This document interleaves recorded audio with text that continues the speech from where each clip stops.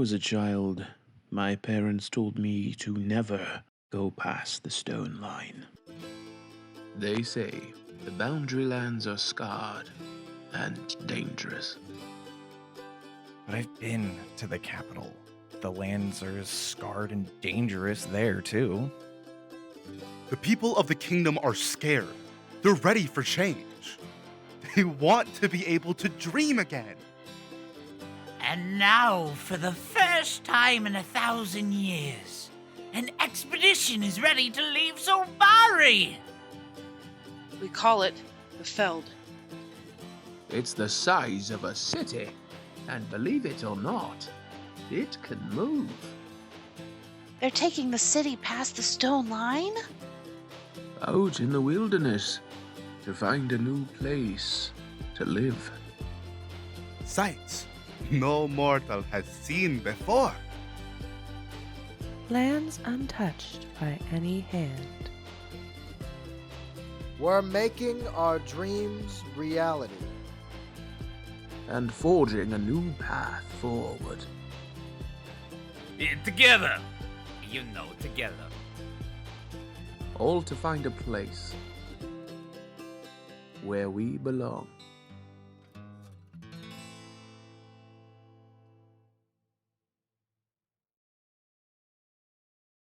Welcome to Diceburgh, the one-man show tonight. I am playing all of your roles. My name is Kurt Stridinger. I am the reason clearly that you're all here because I'm not joined by anyone else this evening. It's just me. I'm sorry if you were expecting the regular Diceburgh crew, but they're not here in the corners of all of these frames. Hold on, wait. Kurt, you can't hear this. Sidebar, guys. We didn't plan an entry strat. What do we do? I'm a hand puppet now. That's all. Okay, cool. Okay, continue the bit. You didn't hear that, Kurt. So welcome to episode 9 of Diceburgh, titled Ambitions. Thank you for joining us here on 5% Chance. We're glad you're spending some of your Tuesday evening with us. We're also glad that you could join us and thank our sponsor at C4 Labs, purveyor of these fine handcrafted dice trays that you can start to see by these must be phantom hands here. They smell good. On the outskirts. They do smell good, which is not a marketing strategy of C4 Labs, but it's a little bonus. They have some great stuff over at C4 Labs. You can check out their website, c4labs.com. Use code BARD15 to get 15% off any item. They've also got some really great dice towers. I'm using a dice tower from C4 Labs here this evening. Hopefully it rolls well. There we go. Also, we have some exciting news. Soon here on 5% Chance, you will be able to see another show.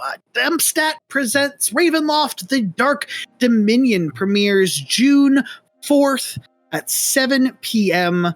Eastern Time, right here on 5% Chance. It is, I believe, a bi-weekly show featuring Brill from Dumpstat as the DM. You see him most nights here on Diceburgh, but he is not present here. Unfortunately, could not make it this evening. But Brill's going to be DMing the Dark Dominion, as well as some fantastic other creators from TikTok. So hopefully you can join us June 4th, 7 p.m. This is the time that I would normally ask my fearless party to go ahead and introduce themselves. I have some hand puppets here that might be able to start in. So we're going to start up in this corner here with the hand puppet formerly known as Steve Harvey. Hey there. Yeah. So I guess I don't know. Maybe I'll do the intro bit here where I can like pull myself in. I think that's good. There you go. Yeah. Oh my God, Steve! Hi. What? I didn't know you were going to be joining us. I'm here. Here I am. I'm Steve Harvey. Not that Steve Harvey. Sorry to disappoint everybody. I play Bayor, our paladin. He's a Leonin, big lion dude. Uwu Bayor. Hashtag. Excited to play with you guys. And I think I'll pass it along to the hand puppet formerly known as Arizona. Oh my god, me? Oh my god. Arizona, you're here. Oh wow, Oh my this is such a goodness. surprise. Hi, hello. Hi. Howdy. My name is Arizona. I'm excited to be here. I play the Callister Kensei monk, Celestina Paint. And if you want to find me, I'll be at 37.9369 degrees north, 107.7545 degrees west. Speak the ancient code, and I shall greet you. And I Lovely. want to bring in our brand new captain, Rylin. Oh, hi. Sorry, just creating a new flower. Hi. Yeah, I just literally found a flower on my floor. Yeah, very druidic. Hi. Yeah. So I'm Erica. I'm playing your Water Genasi Druid this evening. Also going by Captain Rylin. She's not anxious about it at all. And I'm going to bring in our lovely, the smallest yet the biggest energy, Mr. Big G.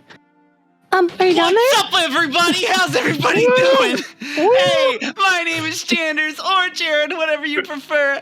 I love you all. I'm excited to be playing a little old Big G, wizard, kobold.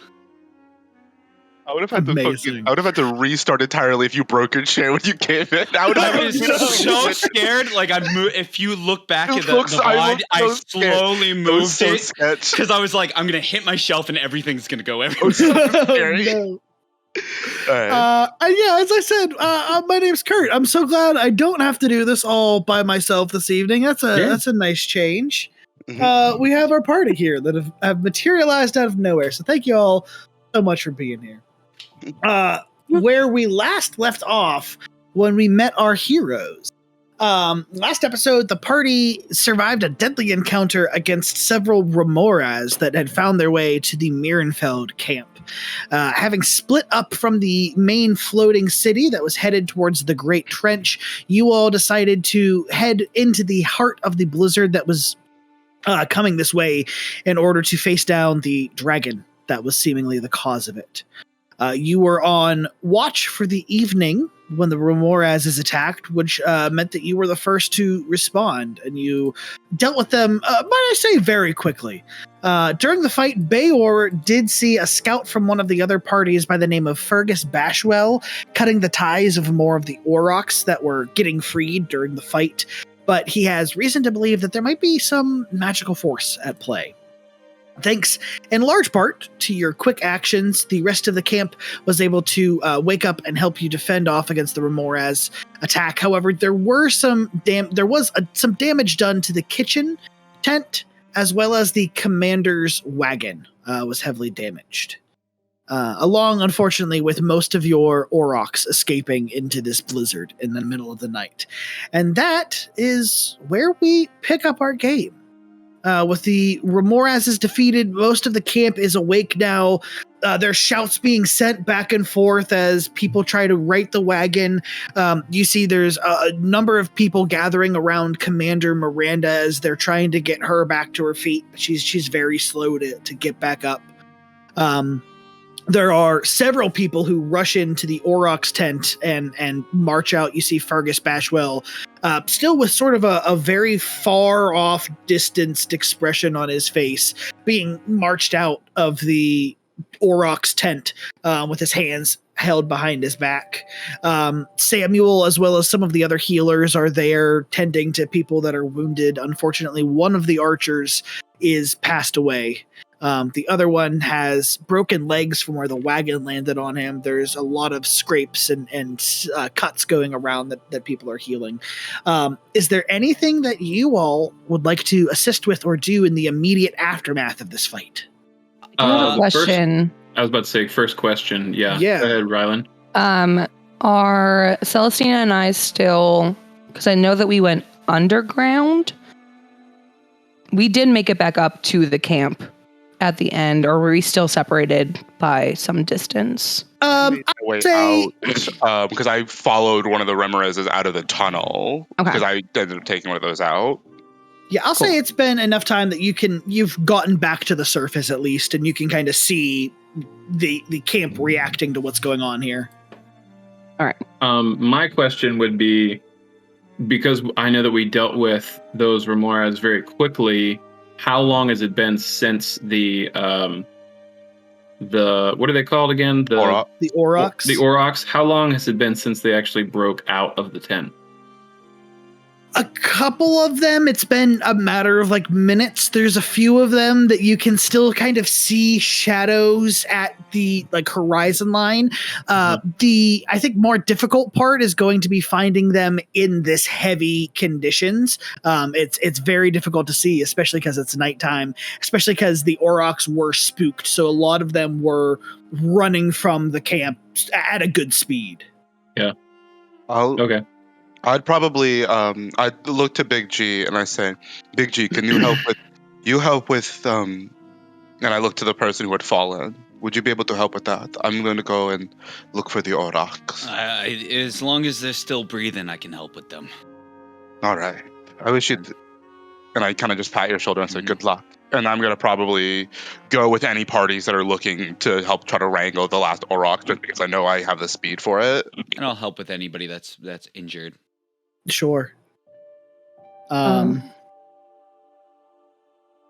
gonna go with the party that is trying to find the Aurochs, and I'm gonna use one of my last wild shapes to turn back into one, and kind of like as I go, like do calls to try and find them, or even like have someone ride to get further along. Okay. Okay. This is an important question. Because I would also be trying, and now it's at a 60-foot range. If there's any point where we get close enough to an Auroch, could I try to connect to its mind? To try to like speak to it, to try to calm it down. If it only works if it understands a language. It does not necessarily have to speak a language. I'll give you a check on it. I'll say it might be a little bit more difficult because the animal might not understand where that voice is coming from, but I'll give you the check on it. Yeah. Okay. What type of check? That would be animal handling, but hold that for a second. I'm going to start with Bayor. What are you going to do here?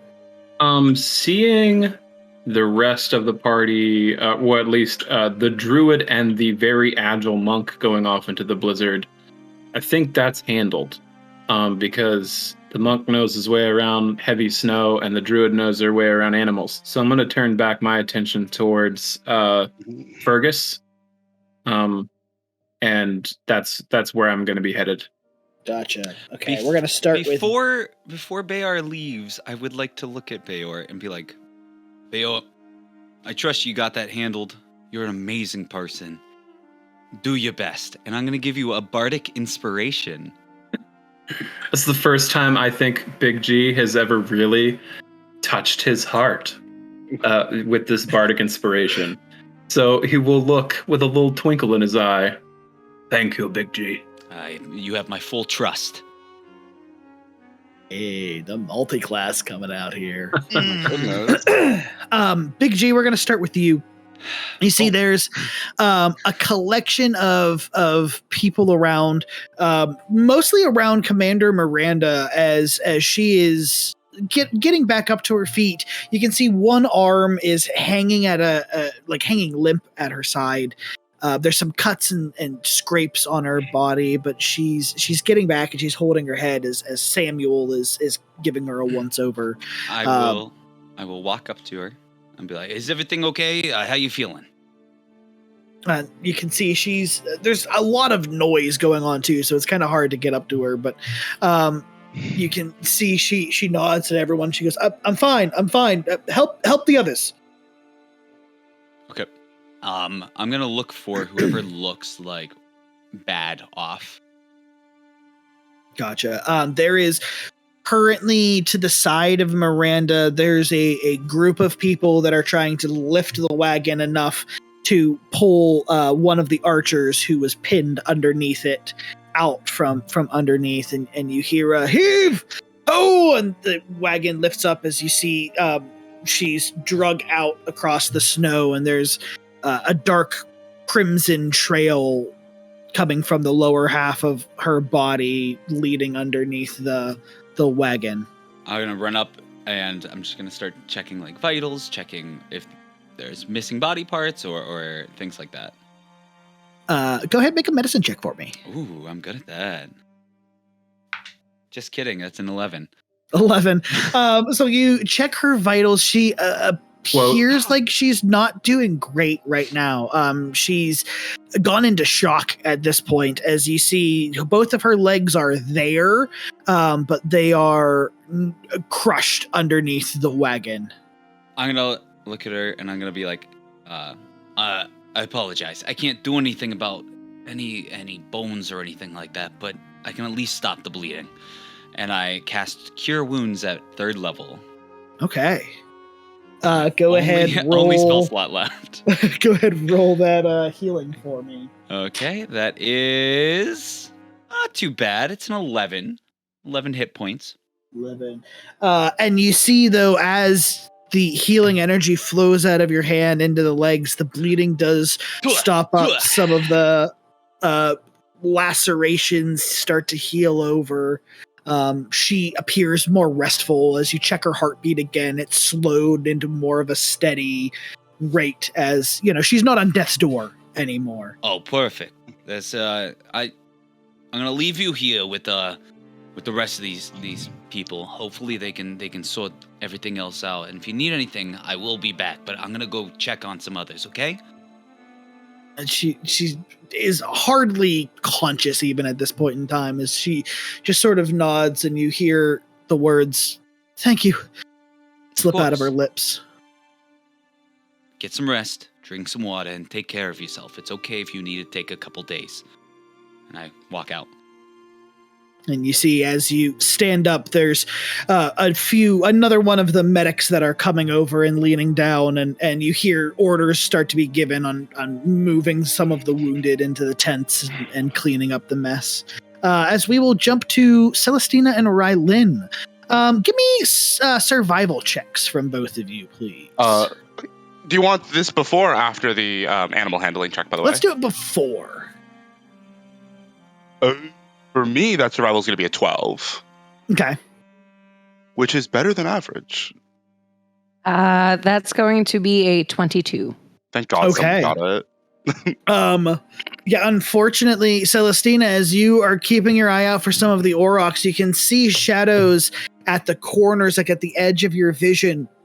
But as you reach them, the shadows sort of disappear into the snow and the blizzard and the storm. But Rylin, in your wild shape form, you're able to follow the scent trail a little more easily, and you're able to follow a path, and you catch up to a group of 2 or 3 of the Aurochs that you can see in the distance. I'll say, Celestina, you're within range of 2 of them right now. All right, let's see if we can animal handling. Worst case scenario, it only gets worse. Oh, 23. Okay. You see Rylin ahead of you as you're galloping after a couple more of these Aurochs. You see 2 of them start to slow down, and the third one ahead, as it runs a little more, you see it turn to look over its shoulder and then come galloping to a stop as it turns and starts plodding back towards the others. It appears like this group of 3 of them have stopped for you. So I was able to kind of like just, they may not understand, kind of, but just like understand it's like trying to calm them down. Like in their mind, they may not understand, but it's like, it's okay. Just calm, it's okay. And I'm just trying to like ease these animals a little bit just to get them so that way we can. Is it just us, or are there like other people who are coming to like say help wrangle the animals? There's a couple more people behind you. You're definitely leading the charge at this point in time, getting the closest scent trail to them. There's, like I said, a few more of a couple of the driver teams behind you. As you see, immediately behind you, a couple people come up and start to tie ropes around the Aurochs' necks. It would be up to you if you want to push further into the storm, or if you'd want to turn around and head back to camp now. Rather than I'm not able to see anything. But if you're able to keep going, then I trust you.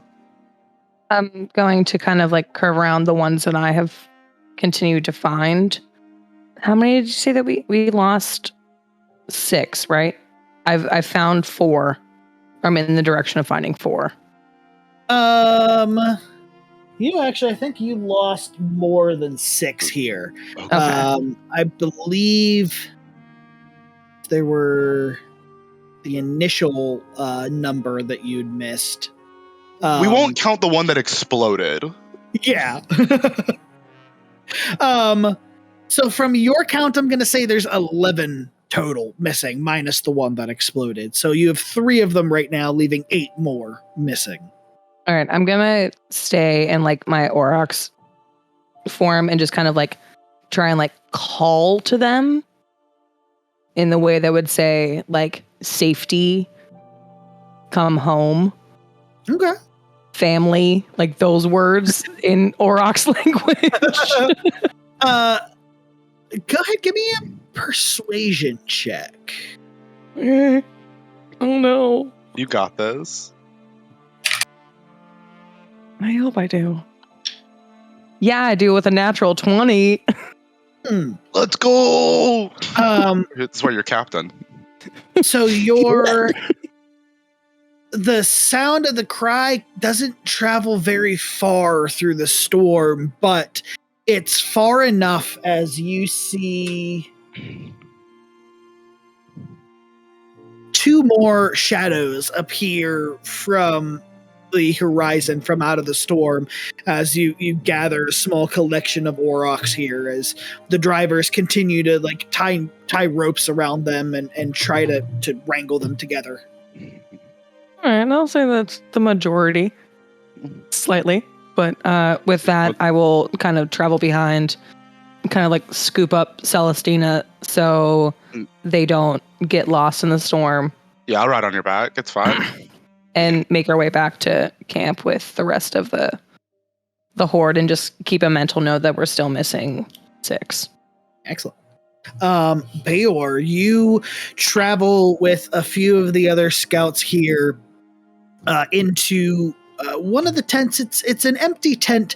It's normally used as like a quarter, like a supply tent. But there is a large tent pole as you see several of the scouts start to clear stuff away from the central pole as Fergus is tied with his hand still behind his back to this pole. You can see he's now like starting to shake his head and starting to blink a lot, like he's coming to from something. Okay. How long has my first question, I guess, would be whether or not I know this is how long has Fergus been with our group? And what was Fergus's original job? Because I know that he was watching the Aurochs. Was that always his job? Or the 2 questions that I want to know if I knew that prior, and if not, I'm going to ask him. Gotcha. So you do not know exactly how long he's been here. You know that he is a scout with another one of these scouting parties in the camp. Okay. Nice. All right. I watch him for a little bit. Just stare at him. Wait for him to see me. And you can see it's like someone coming to with like the worst hangover they've ever had. Really, he's blinking his eyes. He's looking around as he starts to get more aware of his surroundings. He's looking at the scouts, and then he starts to move forward and realize he's tied up. And he looks behind and he goes, "What's going on? Oh, my head. What happened?" What's the last thing you remember? Last thing I remember is, your bloody friend kicked me in the gut. You know why? No, I was in with the Aurochs. They were asking me questions about the Aurochs, and then I don't know. I started laughing like something was really funny, and then out of nowhere, he kicked me. Was something humorous to you at the time? Not. I just got. I don't know. It was like this small kobold's face was telling me a joke. Yes, he does that from time to time.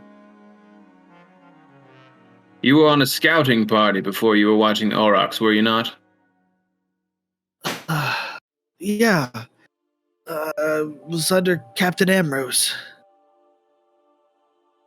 Did you find anything unusual in your travels while you were scouting? No, not really. We were scouting south at a boundary town. We were called back though when the Feld was, heading into the swamp. You see, Fergus, I am at a loss. From everything that you have told me so far, there is no reason for me to believe that you are outside of your own mind. Because of that, I can't explain why you would cut the ropes to our only means of transportation. No, I didn't cut. And he starts to look around at the scouts. He goes, I didn't cut any ropes. I wouldn't hurt those animals. And I believe you. But the circumstances still lay. Things do not add up. So I need you to help me. Has anything happened out of the ordinary between now and a week ago?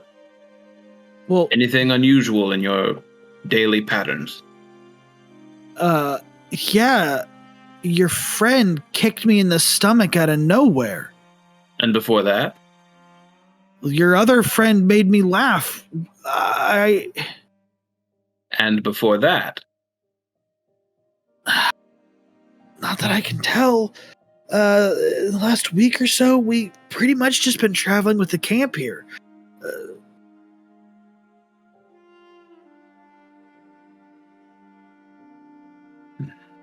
Have you met or talked to anyone outside of the people that are with our camp in the past week? Well, we went into town at Three Rivers Watch for a while. I just picked up some goods, some extra supplies, some rations for the road. I talked to the blacksmith to get one of my daggers fixed. But that's it. Just folks in the camp. I had to go see the healers. Fell off my horse coming back home from Three Rivers Watch. But talked to the twins at the mess hall.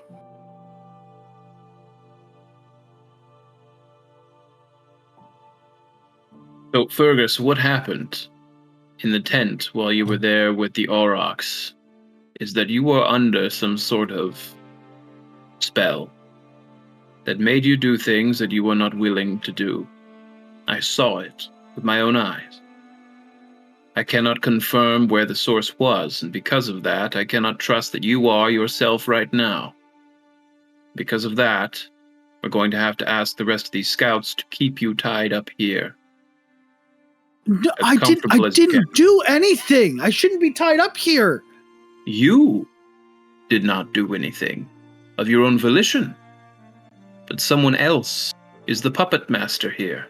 And until we find out who that is, I'm afraid, my friend, you are not safe to be left alone. Persuasion check here, Bayor.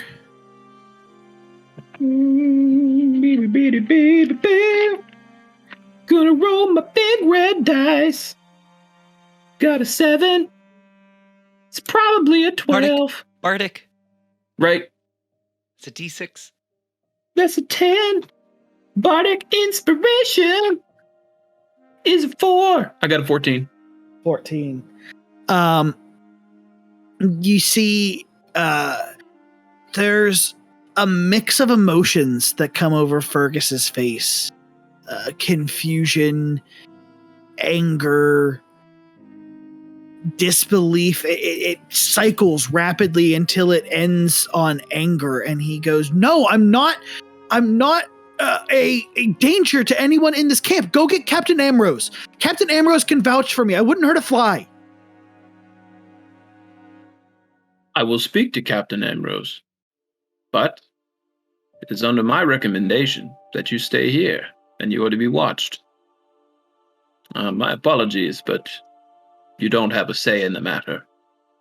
And I leave the tent.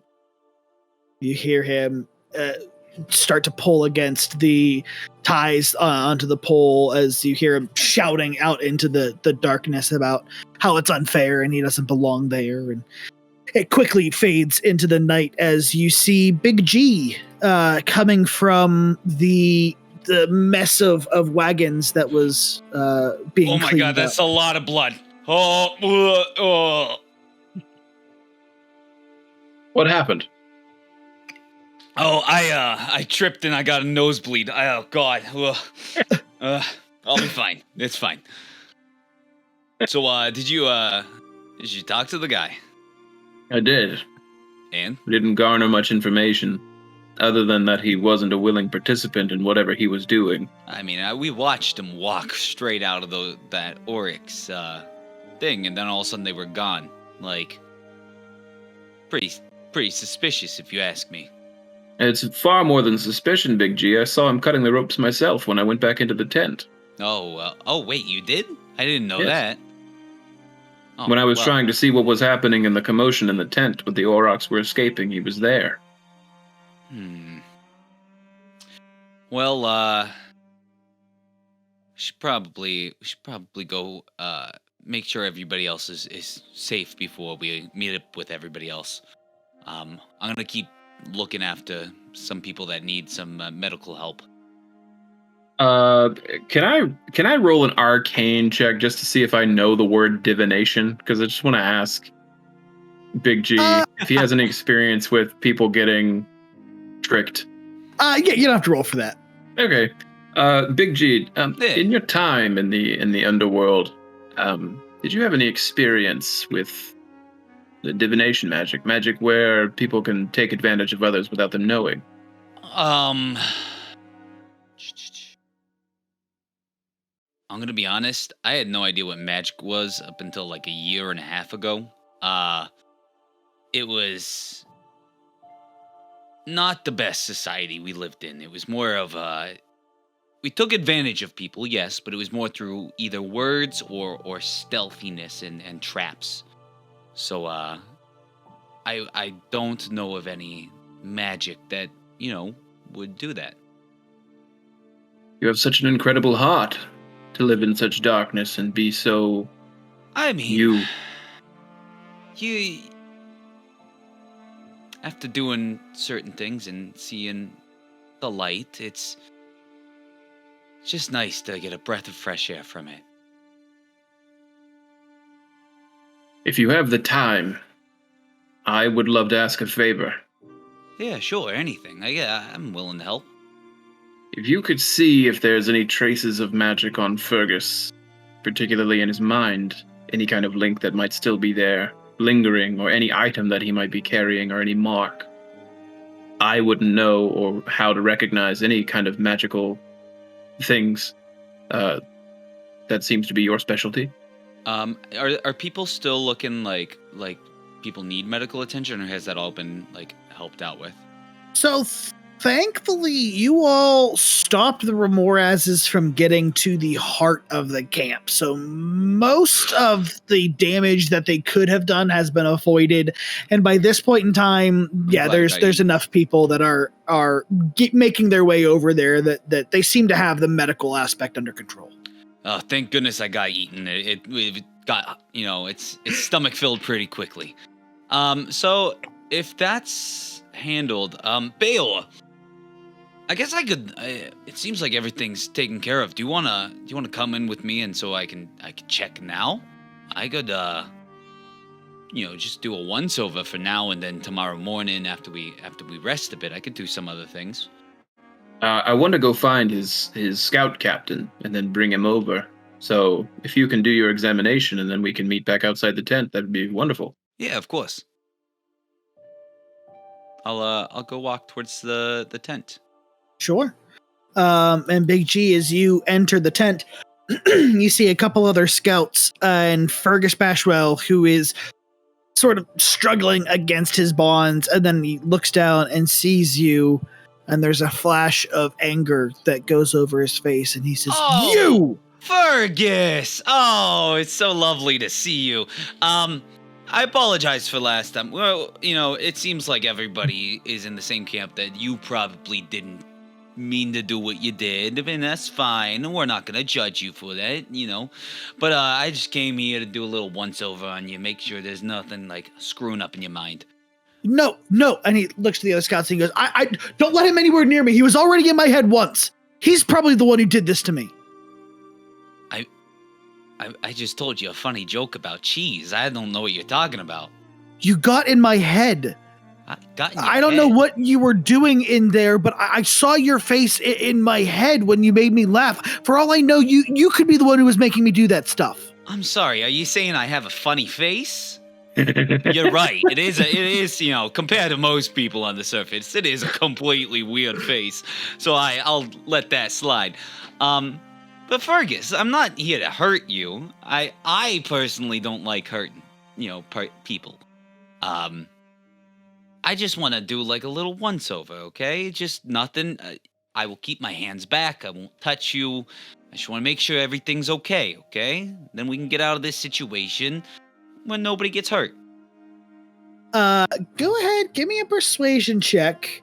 It's actually going to be contested. You're trying to persuade the scouts. Not Fergus. And it's going to be contested by Fergus's role here. And you said persuasion? Yes, please. Oh, okay. I'm decent at that. The bard.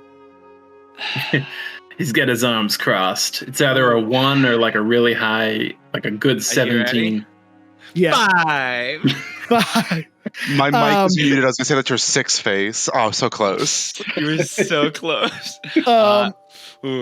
You see the scouts look to you and look to Fergus and then look back to you, and one of them steps in between you and Fergus and holds his hand out and says, I'm sorry, but until we get the commander in here and sort things out with their captain, I think maybe no one should see him. Just to be safe. That's what's your name's? My name is Tucker. Oh, Tucker. Oh, well, I don't think we've actually officially met. My name is Geralt, or you can call me Big G. We know each other by first names now, so we're friends. I'm completely fine with that choice. And if you need some time to like make sure everything's good with the commander, I'm not gonna go against that. And I just gotta say, I love your outfit. You have put yourself together wonderfully, and I'm gonna give Tucker a bardic inspiration. He's just. I got him now. I want to use him. You see, he looks down, and even though he's wearing mostly the armor that is given to all of the scouts, there's a couple of like small embellishments that you can see. He's like, "Oh, you noticed?" Well, yeah. Thanks. I like to make sure to compliment the effort everybody puts into their day-to-day lives. It's the little things that keep things fresh, right? Yeah. What was it, Geralt? Big G? Yeah, Big G. Listen, Big G. We're just doing our job here. I'm sure neither one of you. Yeah, no, I totally get it. A job's a job. You gotta do what you do. I'll come back later and after the commander has checked everything out. Okay. Sounds good. Yeah, we'll be here making sure nothing else happens to him. Yeah, and you know what? Keep doing what you're doing. I'm liking the differences. It really stands out. We're gonna cut back to Big G, not Big G, Bayor here. Bayor, as you are walking across the camp trying to find Captain Ambrose, you see a party ride in from the horizon. As you notice several Aurochs come into focus, led by an Auroch that looks a little more familiar than the other ones, with Celestina riding on top of them. As the blue-furred one. Yeah, blue-furred Aurochs. As the 6 rescued Aurochs are led into the tent as repairs have been, begun to be made. The driving teams are trying to calm the animals back down. Celestina and Rylin, you were back at the camp as well now. I am going to Fred Flintstone slide off of Rylin, just kind of whoosh to get back down real quick. Almost in comedic fashion, as they start sliding down, I just transform back into myself. I'll make an acrobatics check.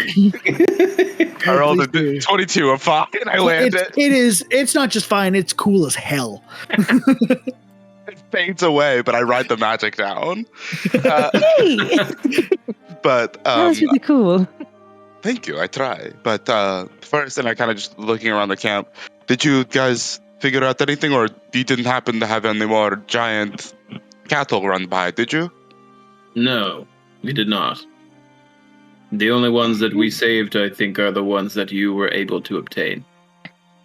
Is that going to be enough to pull the city?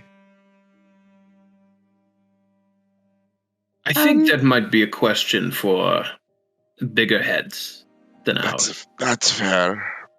But everyone is alright, though, right?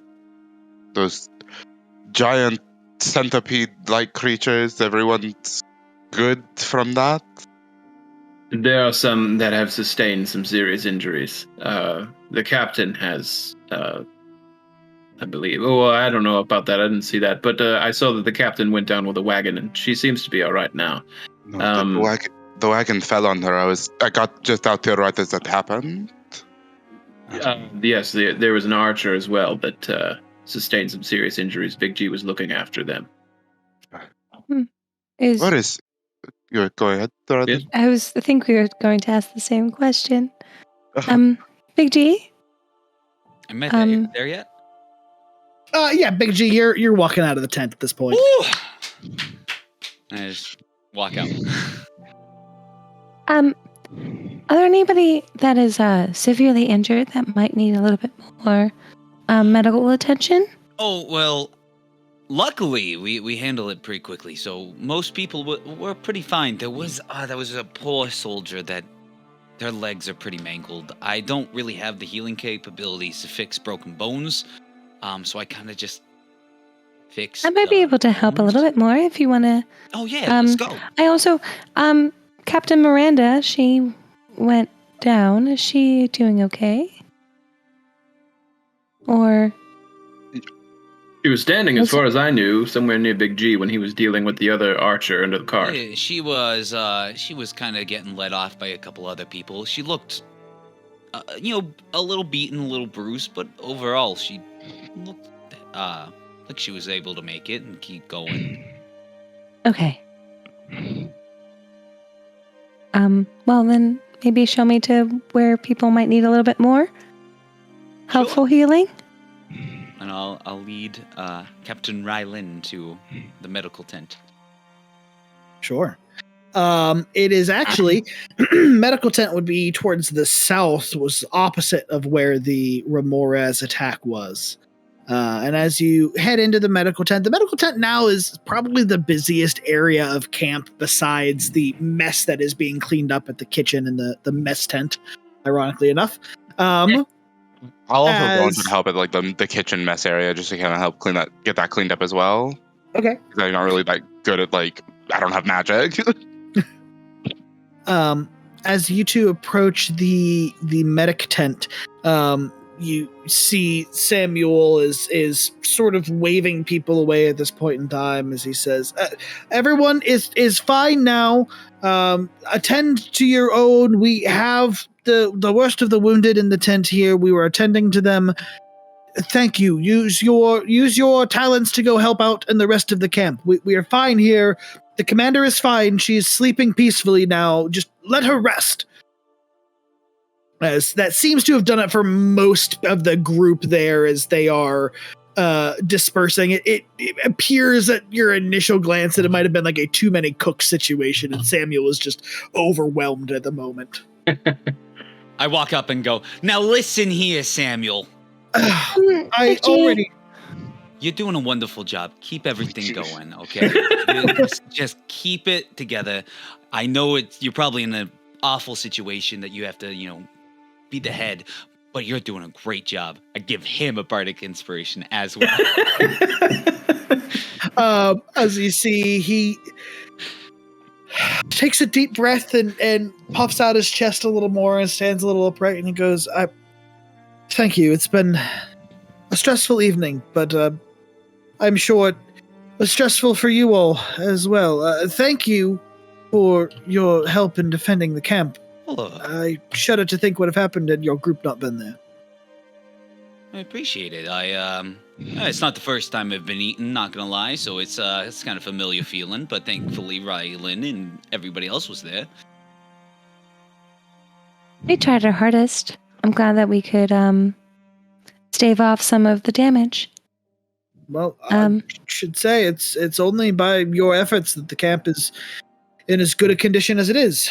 And then kind of looks up and surveys some of the damage and goes, relatively speaking, that is. I do have a question. I don't know if you might be able to answer this question, or can maybe point us in the direction of someone who could. What were those things? I'm not sure if they're from my knowledge. I know I've heard the name, as we've talked about it, of the, Remoras? Yes, they're frightful beasts, from what I have heard. This is my first run-in with them in person, but they normally don't travel this far to the east. However, I believe whatever is causing the storm has brought them with it. So where are they normally from, to your knowledge? Well, they emit an intense heat from their bodies, so anywhere that's already a warm climate is almost deadly to them. They like it cold. For the most part, the southern glacier areas have been their home for as far as we can tell. Interesting.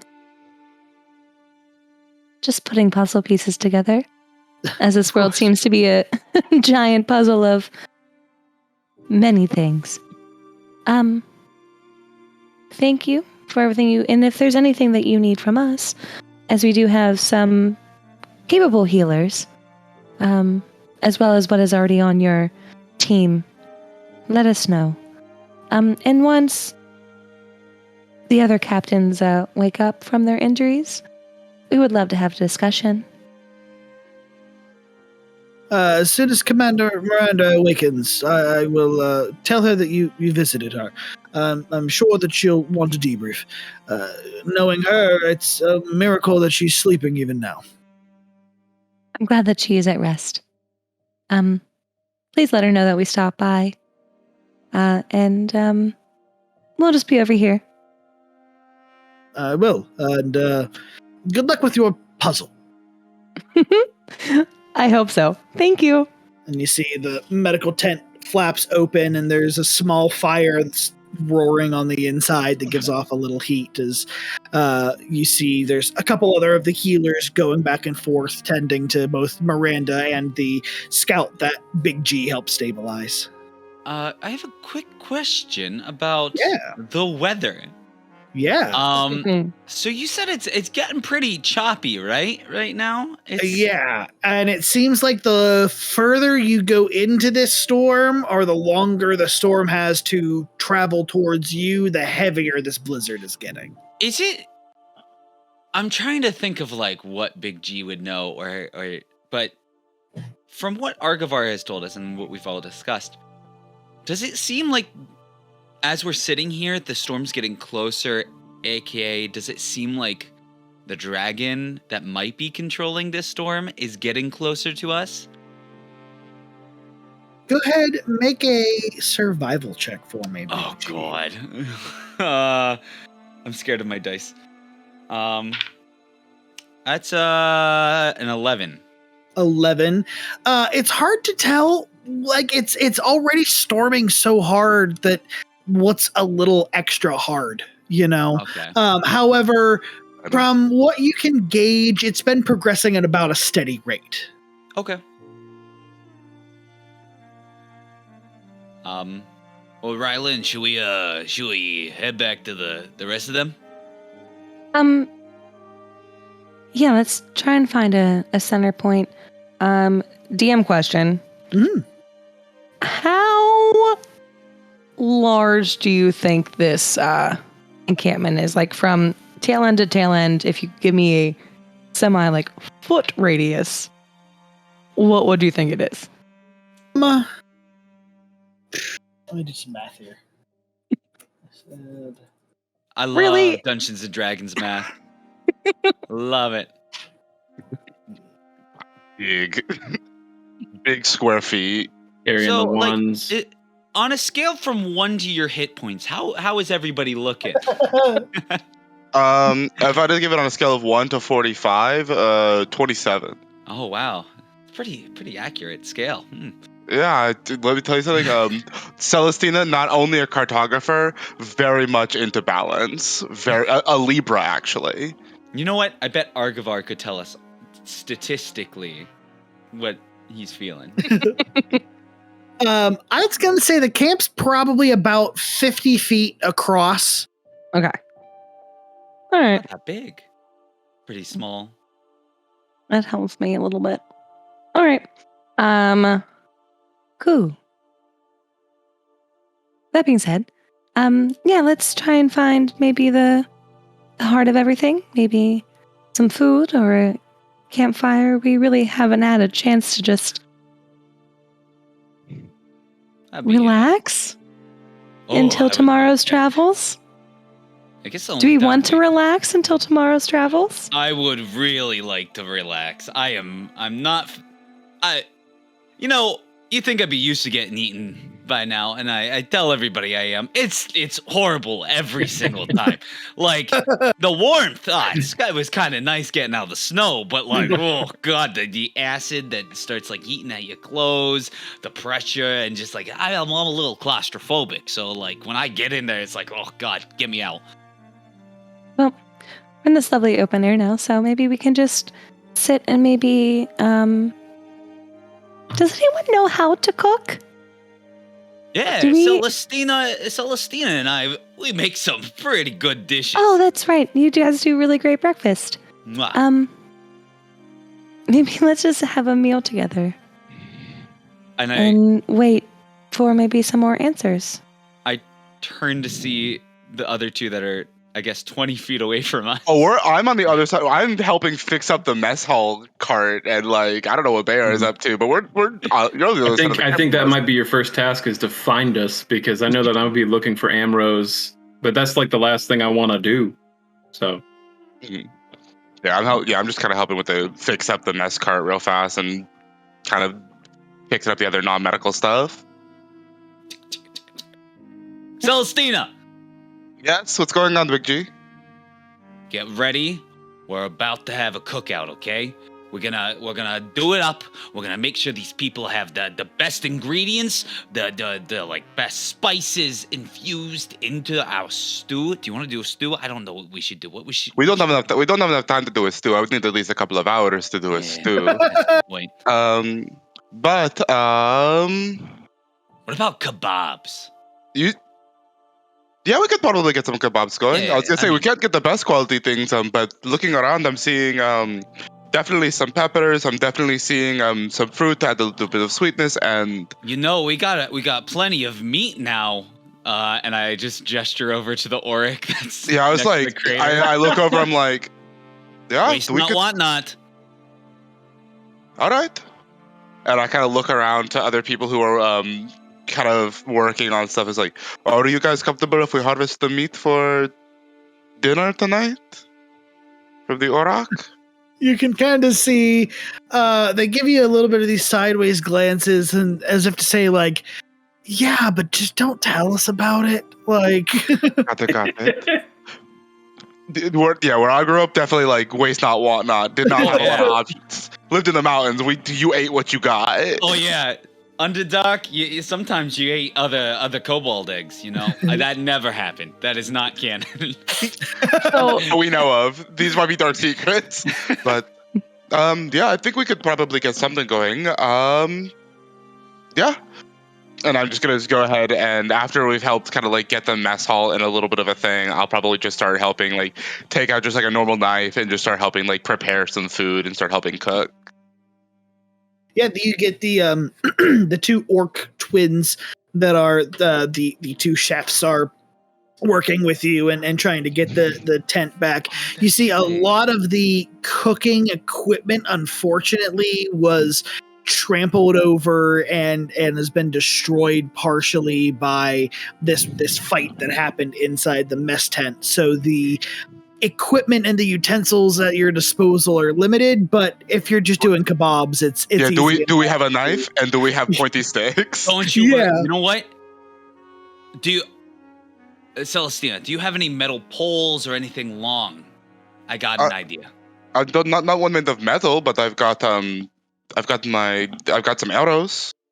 It's not long enough. I take the spear that Bayor gave me.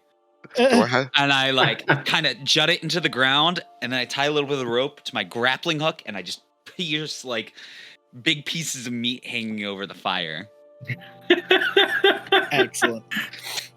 You two both get a nice meal prepped as the scents begin to waft through the camp. I don't have proficiency in cook's tools, but I do have proficiency in an herbalism kit. Do I at least know how to season this pretty well? Oh yeah. Right. You definitely make do with the best that you have. The seasonings they've got on the pepper. hand. That's all we can. We're just thankful for that, at least. Welcome to Diceburgh's cooking show. If you'd like, I'll give a recipe. I can give a dumpling recipe off the top of my head. I've been waiting for this for years. You need 325 grams of flour, 175 grams of water. You mix those together, let that rest for about an hour. Then you need a pound of ground pork, scallions, ginger, what is it called? Some garlic, also 1 egg, and then you put your different types of seasoning. Let that also marinate for an hour with a little bit of soy sauce and a little bit of sesame oil. Let that rest for an hour. Then you cut the dough after you've rolled it into about 10-gram things. Roll it out flat. You don't roll out the middle. Keep that a little thick, and then you pinch them close. They freeze really well, and they're delicious. There's your little dumpling recipe. And with that, we're gonna cut over to Big G. No, Bayor. I don't know why I get your two names confused all the time. We're gonna cut him over to Bayor. Bayor, as you're looking through the camp for Captain Ambrose, he's as one of the 3 scouting captains actually present in the camp right now. He's not a very difficult figure to track down. As you can see, Rylin being one of the 3, and then the other 2 have kind of taken positions of leadership. Directing people around. The taller female captain is currently in charge of like getting the wagons picked back up and clearing off most of the debris. It appears like Captain Ambrose is currently like talking to people and trying to get the camp organized, and he's sending out scouting parties to do a wider perimeter around the camp just to make sure that we're not getting snuck up on. It seems like he's kind of taken up security detail. Okay. Also, I sent a photo of the dumplings if anyone wants to see what they look like. I wait for an opportune moment when there's like a lull in his business. I'm going to be walking up and interrupting him while he's directing anything. But assuming that doesn't take very long. And I say, Captain Ambrose, a moment of your time. Yeah, just be back here within the hour. And he turns and looks at you and goes, what can I do you for? Your scout, Fergus. You know of him? Who, Bashwell? Yeah. How long did you work with him? Well, Bashwell's been on my scouting team since we left Solbari. Is there anyone else around us right now? There's a few people. No one like immediately listening in on your conversation. Okay. I get just a tad closer.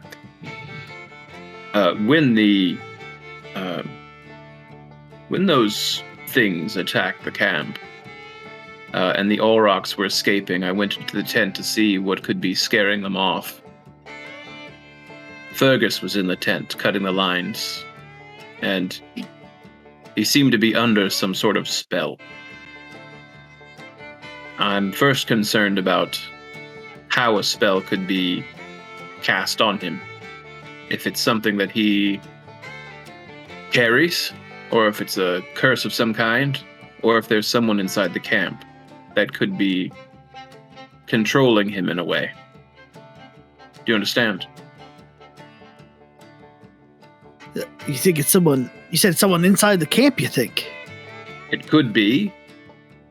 I am not as acquainted with certain things like spells.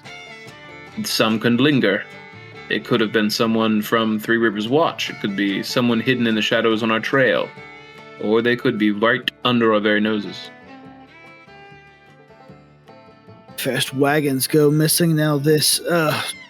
Thanks for calling my attention to this. I'm sure Miranda's going to want to hear more about this in the morning. And she's resting at the moment, but yes. Do you know if Fergus had any associates, friends outside of the scouting party that he was close with in Three Rivers Watch? Any kind of unusual activity that he partook in? I mean, Fergus is a bit of an odd lad, but honestly, I think he's just scared. I don't think he knew what he was getting himself into when he signed up for this, but he's finding out the hard way. He talks about home a lot, keeps to himself a lot. Where's he from? He's from the capital, Solbar. It's a long way from home, and it's a much different life. That is true. Well, I won't keep you. Thank you. Right, I'll see you around. Yeah, I go back and try to find the rest of us. Yeah, thankfully it's pretty easy to find the rest of them as they've gathered near the mess tent. I take out my bell. Ding, ding, ding, ding, ding, ding. Dinner's done.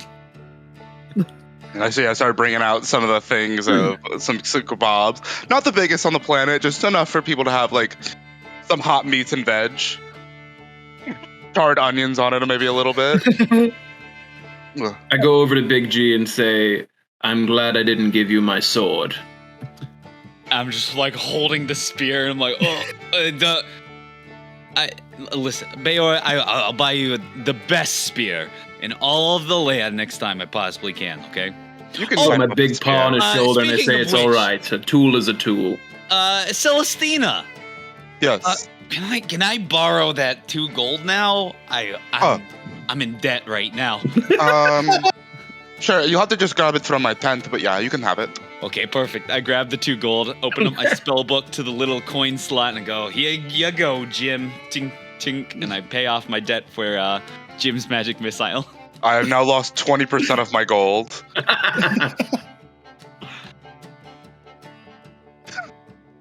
Weird question. Mm-hmm. The things we just fought that I 100 Ramirez. They're a different creature than a purple worm that I need to collect things from, right? Correct. Okay. I won't go try and find a dead one then. A little different. A Remraz is basically just a fire centipede. Yeah, just Yeah,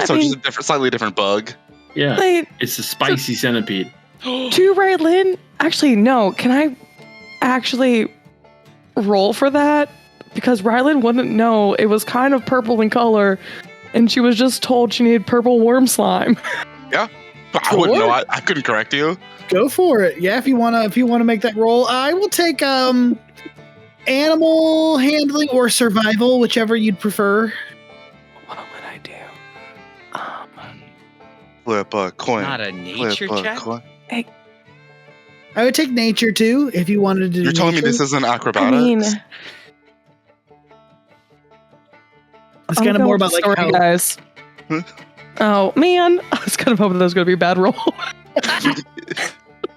It was a 17 on the die, and everything's a +5 or more. So. Imagine being smart. No. You've heard tale of the purple worms before, and these, although they're close, are not quite what you're looking for here. Great. Okay. Can I? Too many legs. Can I take one of the legs and start just roasting it over the fire? Sure. Oh, it tastes like home cooking right now. Oh. Big G, as you take one of the legs and hold it over the fire, you notice it is taking a long time. Slow to roasted, just like Papa used to make. One would assume it probably tastes like lobster. It's like a crustacean thing. Or dirt, I don't know. Probably a little bit of both. Yeah, lobster and dirt, my favorite. Some good Underdarkian cooking. And the camp, more people from the camp. There's a decent number of people. This was the middle of the night that the camp was attacked. So there's a decent number of people who have gone back to bed. But there are a rather good amount of scouts that have gathered around the mess tent here and are eating kebabs. There's a couple of people that have broken out instruments and are playing a little music. People are passing around bottles and getting drunk. It seems like the camp has used this as an opportunity to relax a little bit and have a little bit of a fun night. Could I walk over to Bayor and go, Bayor, it just occurred to me. Now, as I'm roasting this, it's taking a long time. It's just like, look at this. It's been like 2 hours and it's still not cooked. Yeah. What if we there was talk of a blacksmith at Three Rivers Watch. I see you got some nice doodads there, but what if we take some of this for later? Maybe get you something snazzy out of it. I wouldn't see why not. The question is, do we have... I would need your help to cut it up. I literally don't have... I have a little knife, and I pull out this little tiny pocket knife. Can see what I can do. Okay. I'm gonna go back out and on my free time with Big G and a good flagon of something alcoholic, and and start carving out some what is it called? Chitin? Chitin? Yeah, chitin plates. Yeah. I'll say as Rylin is dancing around the fire and sees her friends walk out towards this beast with a knife in hand. Yeah. It's just going to be, I don't know what you're doing, but hope you do it well. And I'll cast guidance as I cross Bayor's shoulder with her fingertips. Yeah. So you get a D4 to whatever check you're about to make. I am now guided. I'm gonna stab this thing so good. I thought you were about to say I'm now God. I am now God. Bayor, how much of you think you've been drinking so far? How much would you say? If I was to say, he's probably starting out, so he's sociable right now. Okay. But if this takes a while, it's cold, so he's gonna want to warm up. So he's probably not gonna be in a good state when he comes back in. He'll be giggly sociable by the time he comes back in. I keep just pouring little bits of whiskey into the tankard. as carve some out and put the drink down. I just go bloop. Bayor, give me a survival check. I just want to make it seem like it's a never-ending tankard. Big G, I want to be completely honest with you. Yeah. I have never done something like this before. I rolled an 11 with a -2. Could I give the help action since I would have Wait, no, I have a +2 in that, not a negative. Sorry, that's a different skill. So there's that. And then guidance D4. Wow. So that's a 13 + 3. It's 16. Still, I've hardly ever done this before. And then I just go in. Smells awful. Yeah. Bayor, do that at advantage if Big G's helping you. Yeah, you see, what is this? It's like scaling. You got to get underneath the plates and then lift them up, and that's where the soft, fleshy parts are. You kind of carve around it. All right. So I just rolled a D20 twice, right? Yeah. All right. So adding the 3, that's a 20. Adding the 2, that's a 22. There you go. Yeah, the little bit of a redirect from Big G, and you were able to swoop right underneath one of the plates and you're quickly kind of follow a vein down around, and you pop off a rather large section of chitin plating from this thing. Got it. Oh, hey, Drink, let me give you a hand. Drink, Yep. drink. Oh, here you go. And I hand it. There we go. As I'll say, I will permanently have probably- mage hand up to like pour the drink into Bayor's mouth. So Rylin, probably 30, 45 minutes go by, and you see Bayor and Big G marching back towards the camp, holding up this chest, torso-sized piece of chitin plating. Oh, that's what you're doing. Drink. I'm actually just holding off the chitin, just like going up and down.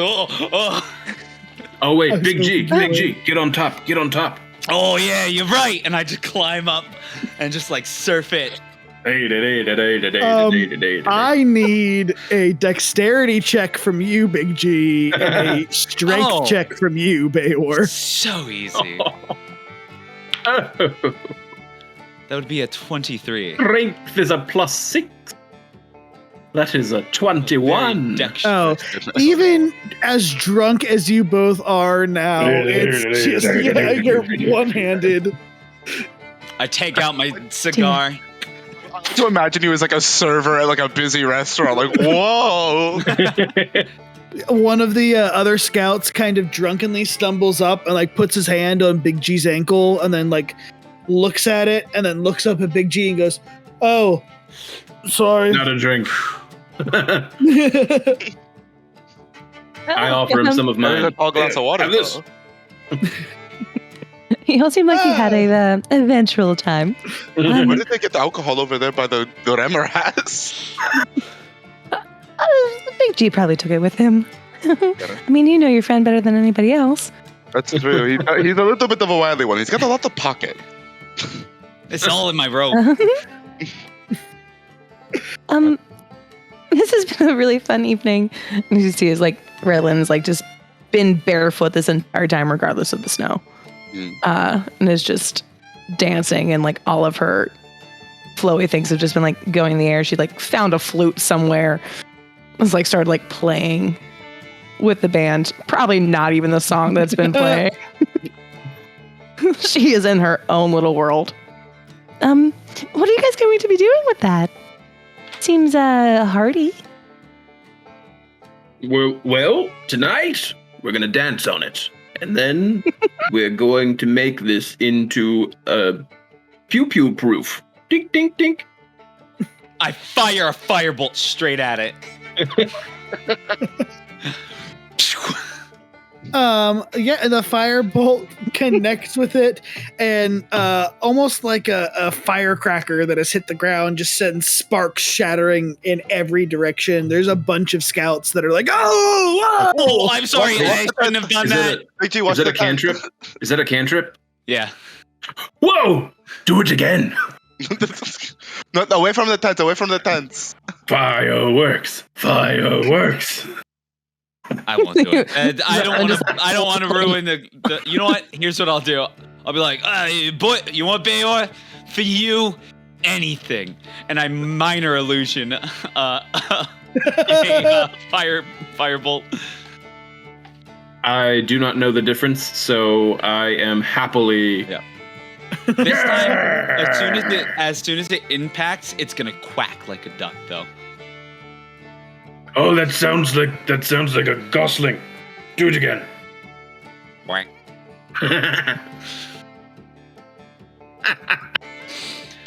Oh, the power of an illusion wizard. What a silly little noise. I loved it. So the night draws on. Drink is had by everyone at the camp.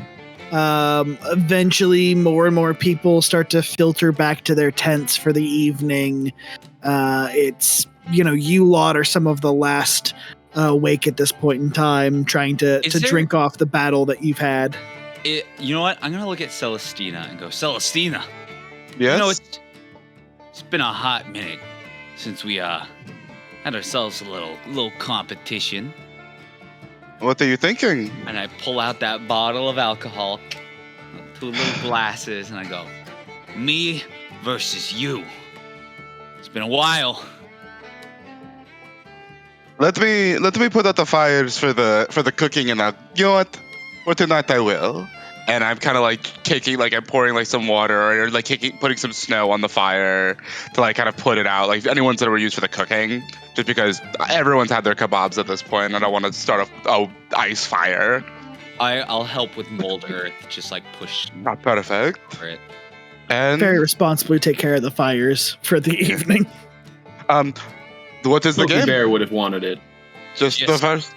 Shot for shot, let's go. So it's one of the first games we ever did together, you know, drinking in that tavern in that little town when we first got, introduced. The fact that we only got kicked out is a little bit surprising. Oh my goodness. And then they let us back in the next day. I mean, to be fair, Business we were was booming. disguised, so. But tonight, let's enjoy it. And I'm going to raise up my glass to the birds, and I knock a shot back. Hallelujah. I immediately pass out. I raise my hands up and I say, another round for Celestina. And I'm gonna carry Big G back to the tent so that way he could like get some rest. Okay. But I'm probably gonna just still stay up for a little bit longer, just kind of hanging out by the fires. I was gonna say, eventually, yeah, everyone kind of makes their way back to their tents. The twins bid you a good night and wander back into the mess wagon. Each of the way the scouting camp is set up is each of the scout parties have their own tent. It's like a fairly large tent, probably more along the lines of a yurt, where there's enough room for a little central fireplace in the tent itself. So as you all come into this tent that's been set up with all of your goods, there's a small fire that's already roaring to help keep you warm throughout the night. And you find yourself just in the tent with the 5 of you. Arguvar has been on the outskirts of this whole evening, kind of not keeping to himself, but enjoying moderately in ways that his order will allow. Mm-hmm. He's only allowed to do a shot for every 3 shots we do. Right. He's got to keep that golden ratio. Absolutely. It's where his arm swirls in a weird way when he drinks as well. Do you think we just make up vows that he has to follow them? Contractually, he has to. Hey, sidebar, Yeah. He can't hear this and he can't watch this later.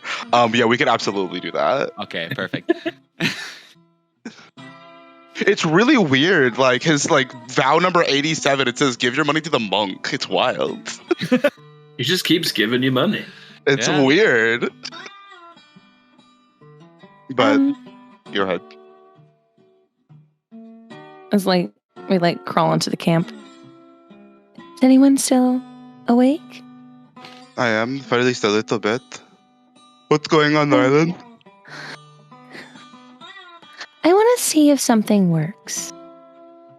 What are Do you you trying? mind going outside for a second to see if you can see something? But keep the flaps open. I want to see if the fire is outside. So I want you to be able to see the fire, and then I want to do something. All right. And I'm going to go outside into the snow, and I'm going to kind of leaning towards the tent. Is this good, or what do you need? Good. And I my little pixie friend comes up. Let me know if you can't see the flame. And the pixie's gonna go up to the top of the tent, and I'm gonna cast Hearth of the... What is it? Oh god, man, I just had it pulled up. This is gonna be so cool. Hearth of Moonlight and Shadow. Which means...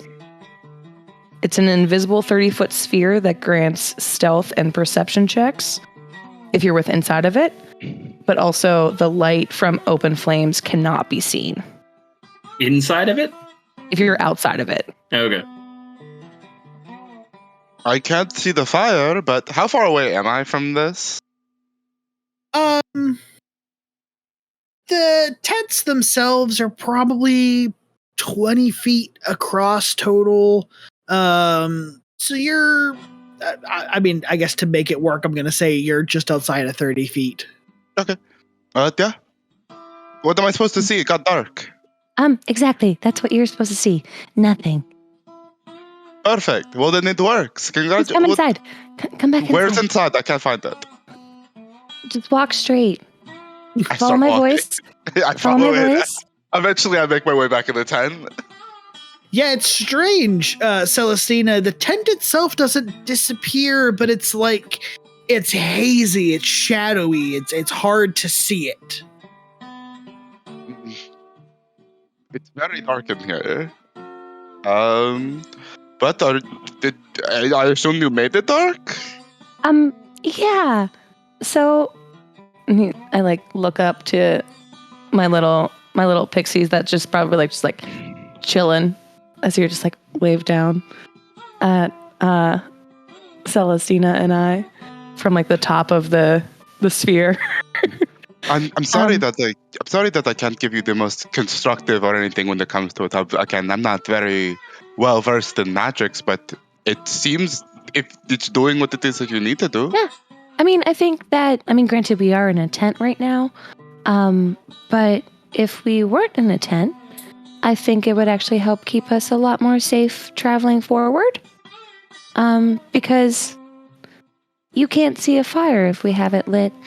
It's not something, and it also helps us stay hidden if we're just out in the open and don't have tents. I think that it'll be very useful. I'm Thank glad you. that you're able to do something like this, but how does this work? I've taught the Big G about it, and he just talks about how it comes from a book and the study, and well, I greatly appreciate it. It's every single time it's kind of just flown over my head. It's kind of different from each person to each person, where I think this is more, she's kind of always been with me, since I woke up on the beach. It's just been a part of me. So weirdly, in essence, she is me, just in a cute little flittery form. But I think with Big G, it's more knowledge. It's more he has to learn things, and there's different expansions on his knowledge. Weirdly, mine just kind of comes to me and is a part of me, and I pull from the surrounding energies to help me do different things. All right. Does that make sense? About as much as whenever Big G explained it to me. Okay. It kind of just goes over my head, but I've never really been too worried about it, and I'm just glad to see that you guys are doing that. And I kind of look over to Big G's completely unconscious body, drunk as hell. I'm just kind of glad that he was also able to get more experience out there. I'm glad that we met you all. We met you too. Funny, Bayor, you do some divine type things. Yeah. Do you have a cent or two, a copper or two, to put into this discussion? If I could explain myself simply, I would have far less questions about myself. But I suppose people in my order would say that their powers and abilities come from the gods. Though it is strange with me. You see, I follow the gods of Solbari. Those are the natural order of things. Aether and all the rest. But I rarely ever hear their voices.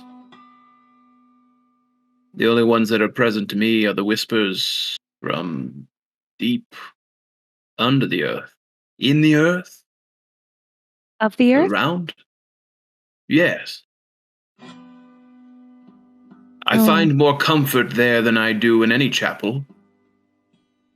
So I suppose that is where my abilities can spring from. Though I know not how to pray to them. So I give my respects to the banners and colors I wear. You hear under Rylin's breath in Sylvan, of the earth we become, of the earth we are, of the earth we give out.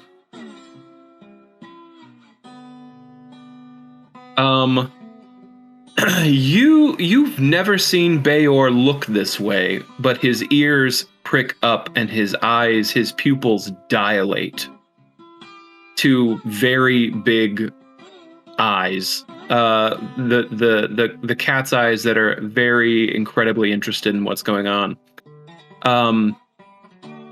And says in a very low voice, I've heard that before.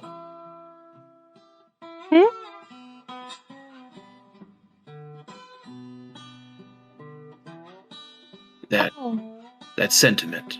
I've heard it. I've heard it before.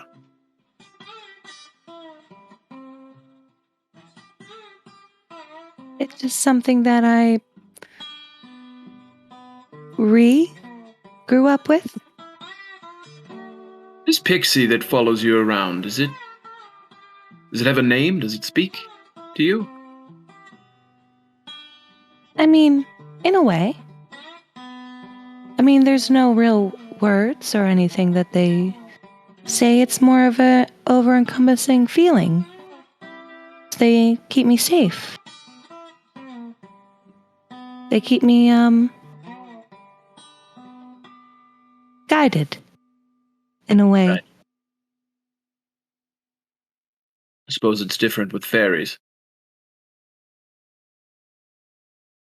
Fairies? Yes. I mean, from what I've heard about them, maybe. I mean, this is more of just they are an extension of myself. Does that make sense? Yes. I suppose it does.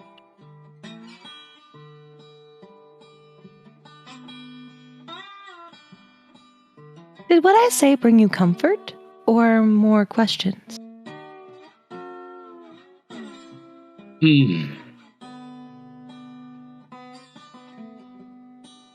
It is like if you were told a story once, or you've heard a song that has really stirred inside of you. And then you've walked away for quite some time. And then someone utters a line from it. Just a line. And it brings you back to that place. All of it. The comfort. All of it. It brings you back.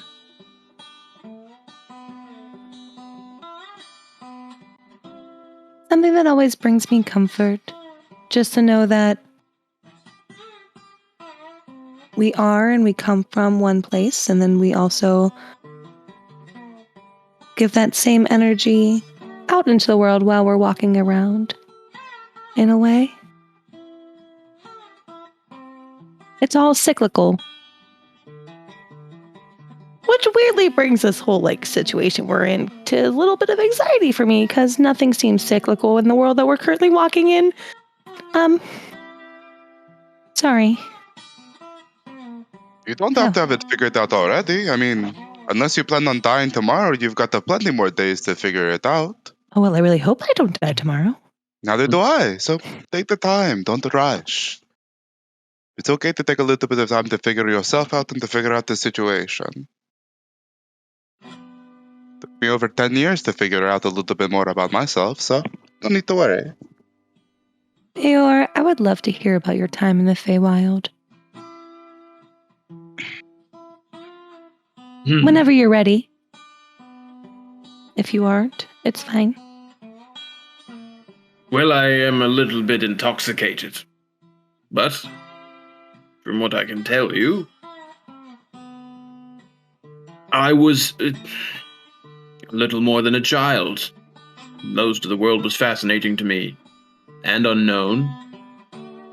So when I fell into the Feywild, as it were, I didn't know that I was there, until certain things were happening that were definitely out of the ordinary. And that's when it was a little bit less than comfortable. You see, I tried to leave at that point and couldn't for quite some time. And that is when I met Phaedra. At the time, I didn't know her name. She was a fairy on a flower, asleep, from what I supposed. But she seemed cold or lost, weak, or something, I don't know. I hadn't taken any oaths at this time. I had no duty nor service, but I did have a uniform, and I had a small banner that I carried on my shoulder to signify my house of the Fire Mains. So I offered it a blanket. It was all that I could do. And a lot of things happened very quickly from then. Because, as I quickly learned, as I was gifted the ability to understand their language, a gift is not freely given in the Feywild. It is traded. And because of what I did, I broke a cardinal rule. I gave without the expectance of return. And because of that, the fairies were indebted to me, and they did not appreciate that very much. But something else stirred in me with Phaedra. Something that my young heart had never felt before. And I know it now to be love. Though I had to leave the Feywild and never return. So, it is unrequited, as you would say. Something that will never be. There it is. The whole kit and caboodle.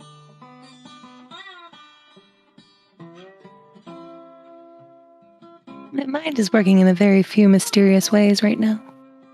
At the mention of kind of the lost love, though, Celestina is...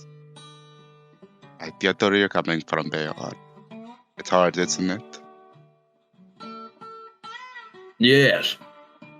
Difficult. Well, You... Sorry, going- Celestina. No. No, I was just going to say, we don't have to get too far into it, but I just wanted to say that if you ever need someone to talk about that with, Bayor, I think I understand. And I'm gonna smile, just kind of like a simple little smile. Do you Good. want to go back, Bayor? Part of me does, yes. But the entire time I was there, I felt a fish out of water, so to say. Breathless the entire time. Anything at any moment could kill me. I don't see myself staying there for very long if I ever did. And that doesn't bring me comfort to think of it. You want something, but you know if you chase after it, it will only do you further harm. Then the best thing you can do is to let that thing go. Very beautiful. If you say so. This moment, actually, kind of as Bayor says that, I think I'm going to take a bit of time for myself. And Celestina's going to try to just like get up and walk out of the tent for a little bit and probably just take a little bit of a walk around camp, just alone for a little bit. Like pretty much on that note, Rylin just like, yeah, it's ready. She starts playing with water out of a mason jar with her shape water as her little like nighttime fidget spinner to kind of like drift herself into sleep. And that feels like a good spot. Oh, I'm sorry.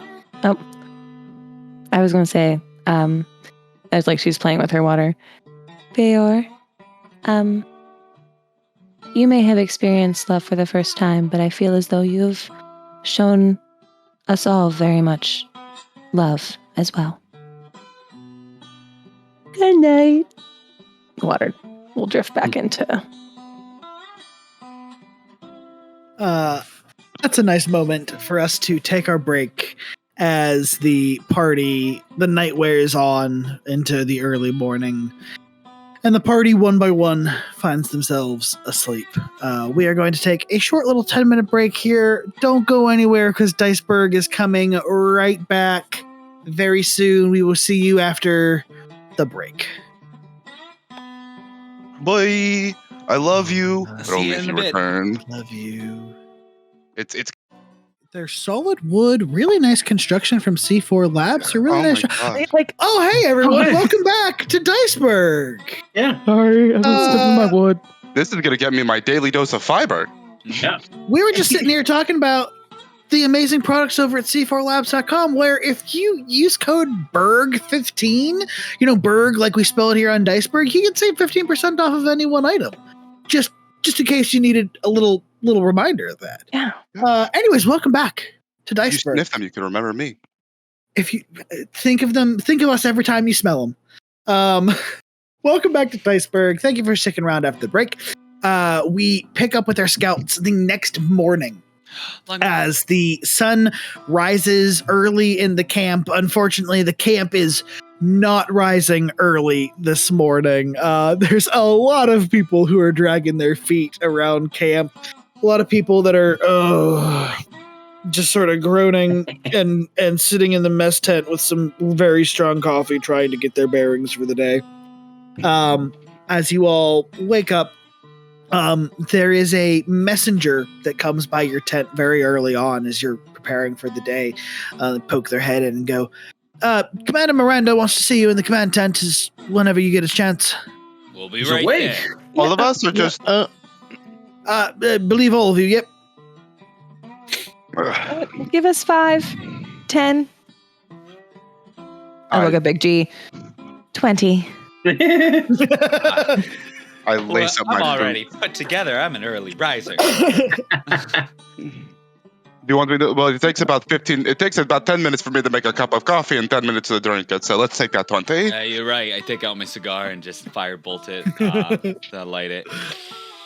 We're making coffee. Yeah. Nice. Yeah, you all get your coffee, your breakfast for the morning before heading over to the command tent.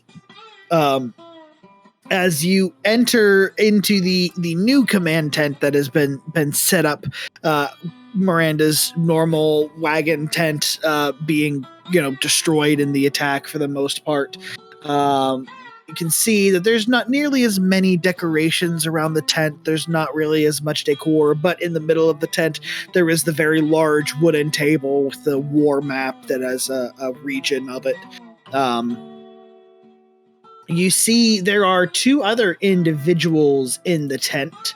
One is a halfling wearing black leather armor. Bayor, you recognize this as Captain Ambrose from last night. You also would recognize the other very tall human woman. She's wearing several pelts and furs. This would be Captain Molly. We met personally. You've not met either of these people, but you've heard about them being in the camp. And as you enter the camp, Captain Ambrose, the halfling, turns and looks at you and goes, "Hey, look who it is. It's the troublemakers. Oh, hello. I think that we're that big of Fine. troublemakers. I think we're trouble solvers, but not troublemakers. We've made some trouble, let's be honest. I mean, I don't think it outweighs our good, but continue, please. Yeah, it seems like trouble follows you around, is all I'm saying. That's fair. That I will agree to. Yeah. Well, I met one of you last night, but allow me to introduce myself. My name is Captain Marshall Ambrose. I lead the Sewer Rats scouting party. There's Molly. Molly's captain of the Mollywompers. You, and he points over to Rylin and he goes, you must be the new captain. Yes, I'm newly appointed. These are my companions. Well, what do you call yourselves? Team Huddle. We haven't thought of a name We need yet. a name. We need a They name. have such cool names. Bullywumpers and Sewer Rats. Mollywompers? What is the Molly or Bully? What about the flower we're searching for, or did search for? What was the name of the flower? I mean, What? sorry, Swamp lily? flower oriented. The swamp lily? Yeah, why don't we Team Swamp Lily? What if we're Team Vows for Arguvar? Team Vows? Yeah. No. It doesn't have a good ring to it. I get it. I agree. Yes. What the frog thing's called again? Wait. What about Team Vanderhops? What about Team Banderwompers? No, we can't Sewer take Rats the and Wompers. Wally We can't take- Wompers? We can't take the Wompers. I turned my head out of the huddle to look at how they were reacting to our huddle. They're listening. Both of them are just sort of standing cross-armed, like leaning in slightly towards each other. They're huddling too. We can't let them we got to be quick. Okay. Vanderhops. So Vanderhops? I mean, that's really the only creature we've really slain. That's not true. We've taken down quite a bit of things. Yeah, we've taken down people. There was And those like, big creatures. Yeah. fire things. Oh, wait. Remoras? Team Yeah. Remoras? We get shit done. We're team get shit done. We're the go-getters? How about GSD. Team Yeah. GSD. Yeah. Wait, hold on. Before we agree to any acronym, what does the acronym mean? Get shit Get done. shit done. Team GSD. I'm down for that. GSD? I turned to the other group. My other suggestion was turtle acid drip, but you know it's I don't think anybody else would get that besides us. Team Tat? Team Tat. You know what? You're selling me. I like GSD though. GSD is a good. We get the gist of it. Okay. All right. With fine. the G, with the But biggest G. instead of being a team, can we be like GSD clan? Like it just be, No, I think it'd be probably cool. not. We could What be about- a conglomerate. We could be a shareholder. What about How about we're Face just- Clan? How about we're just the GSDs? The GSDs? I like it. It's the good I agree. is get that. Yeah. I agree. All right. What if we're like you're all from different plane? We've talked about so many planes. What if we're like we don't really walk that many places. We're pretty quick. What if we're the plane runners? Oh. I like that. That's not too bad, Do right? we have to have a team name now, or are we able to elaborate on it further? As I mean, you can take all the time you want. Oh, perfect. Thank you. We're in a huddle. I lead out. I lead out. I know that they can't. Sorry, yes, I was relaxing. I I straightened my back. It's fine. I'm in the huddle. Yes. Yes. Wait, what if we were the GSD plane runners? I think we're The thinking get shit GSD done plane I think- runners. Plane runners. I think we're getting. How about we just reduce it down to the runners? But Just yeah, make it that simple. doesn't sound like. I think the longer the better. Not gonna lie, I like GSD plane runners. Yeah, GSD's for short. What's the GSD stand for? The We get shit done. GSD PW. Yeah, PR. Yeah, GSD that's fine. PR. Just GSDs. Yeah, Right, the GSD PRs, if they really need to shorten it down. Yeah. yeah. The GSD PRs. I Great. like it. Okay, votes. GSD plane yeah. runners all That's together. fine. Just Okay, fine. great. For it. All right. Fantastic. All right. I break out of the huddle. Puff out We my have deliberated, and our name is the GSD Plane Runners, or for long, the Get Shit Done Plane Runners, or for shorter, the GSDPRs. We are very well established. Or you can just call us when you need to get something done. Get shit done. And they Either one. both just sort of have not moved from that cross arm, just sort of staring at you. Captain Ambrose, his head has like turned hardly to the side as she's just craning his neck. At this point in time, thankfully, you're spared as the flaps to the tent open, and behind you, you see Captain Miranda enter the tent. You turn, and it looks like her arm is in a sling, held up against her body, but she is otherwise has, holding that commanding presence that she enters a room with. You see the other two captains immediately go to a salute as she enters in, and she goes, "That's enough. All right. Looks like we have our new scouts here. I think we should start with a debrief from you all. Why don't you give us a rundown what happened last night?"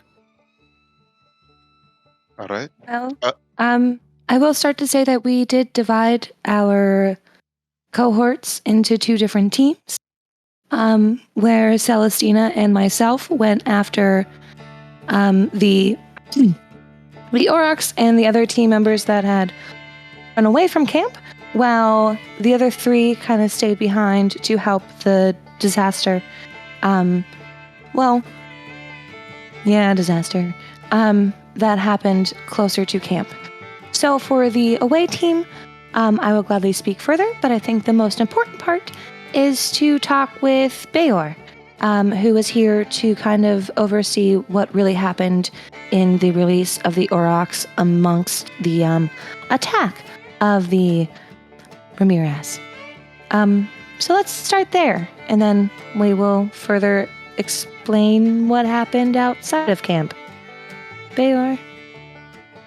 Yes. As we all know, the attack happened when Ramirez very suddenly consumed one of our Aurochs.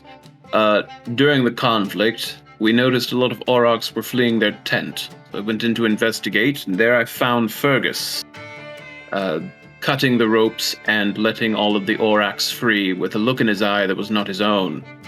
I investigated a little bit and couldn't find any source of any kind of magic that he was under, so I quickly dispatched him as best as I could without killing him, and then went out to help my compatriots fell a few of those Ramirez that had gone into the tent, or into the mess tent and else. We witnessed a very valiant effort from the captain's cart, as it was taken asunder, which I believe is probably where the information was cut short for you, Captain, Commander. After that, that is when we split up to try to determine what aid we could best do for the rest of the camp. And that is when I went to investigate Fergus to see if we could garner any further information from him. As far as I can tell, he hasn't dealt with any associates outside the camp. And he's not under any kind of spell at the moment. But these things, from what I could tell, either linger or they have to be cast in a short distance. So either someone is following us, or Fergus was under this influence very early on in our trek, and it has just worn off. Good information, scouts. Good job. In Big G's mind, he quickly hears, wait, is Fergus the guy I kicked? Yeah, it was Operation Laugh Factory. Ah, gotcha. And then that was just quick, just confirming that. And she also says, and thank you for your work last night. I most likely have my own life to thank you for. However, the camp is unfortunately not doing well. The lost Aurochs are a bigger toll than I would like to admit. We were already traveling fairly light. We only had 2 spare Aurochs that weren't on duty at any point in time.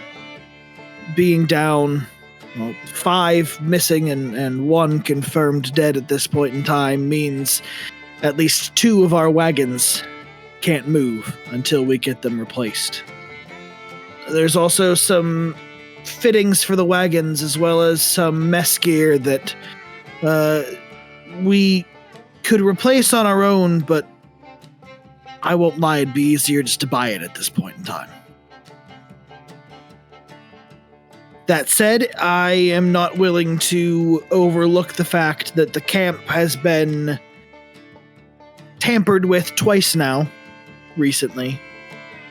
I feel like someone should probably be looking at that. And Captain Ambrose kind of perks up at this and goes, Commander, I believe if my boy Fergus is wrapped up in this, I would like to request taking the point on this investigation. Something doesn't sit right with me. You know, that's what us sewer rats do. We get information for you, so if it'll work for you, I'd like to take lead on here. I want to Insight check I that. was gonna say, can I also? Just because, yeah, it's a little bit if it's his boy. He's Sure. sus. He is a sussy baka, Oh, he's so as sad. the youth says. Ooh, okay. Dirty 20. Oh, what dice is gonna fail me now? All right. Ooh. Oh, thank you, C4 Labs, for that roll. That's a 19 on the die for a +5, so 24. That 24 brought to you by C4 Labs. Totally not the fault of C4. My dice totally missed the dice tray. I rolled a 2 on that die. We're a total of 9. You see what happens when you don't roll it in the dice You know what tray. it is? I'm a little bit too trusting. It seems like, someone would want to take care of their boy. Bayor, were you rolling as well? No. I am Gotcha. abstaining. So Rylin and Big G, there's nothing that immediately strikes you as off about his motives, although Captain Ambrose is a very he keeps to himself often. He's not easily read. You can kind of pick up his line of work is very much in espionage and spying. So this is sort of like right along his line of work to not be found out. I mean, he seems like it makes sense to me why he would want to be the one, spearheading this operation. It makes sense.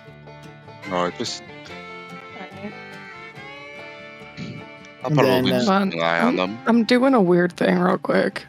What were the Okay. sewer rats? Were the sewer rats involved in like kind of any inner city kind of stuff?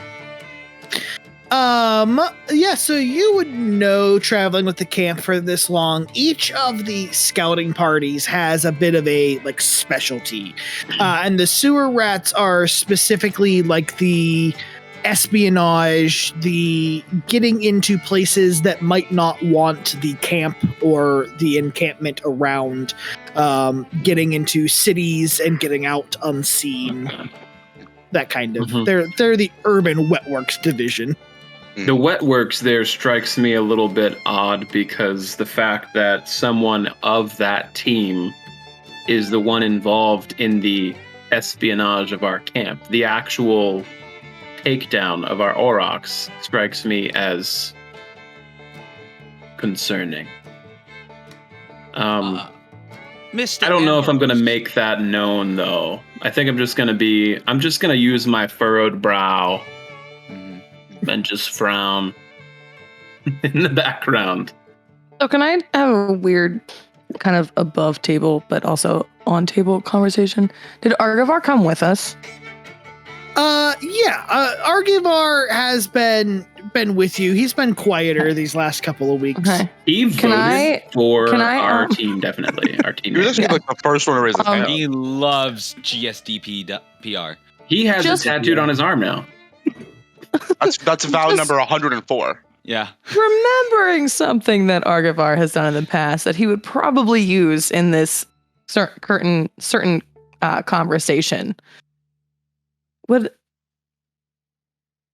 In Kurt, DM, lovely human being that you are, say that Arguvar would maybe cast Zone of Truth during this conversation?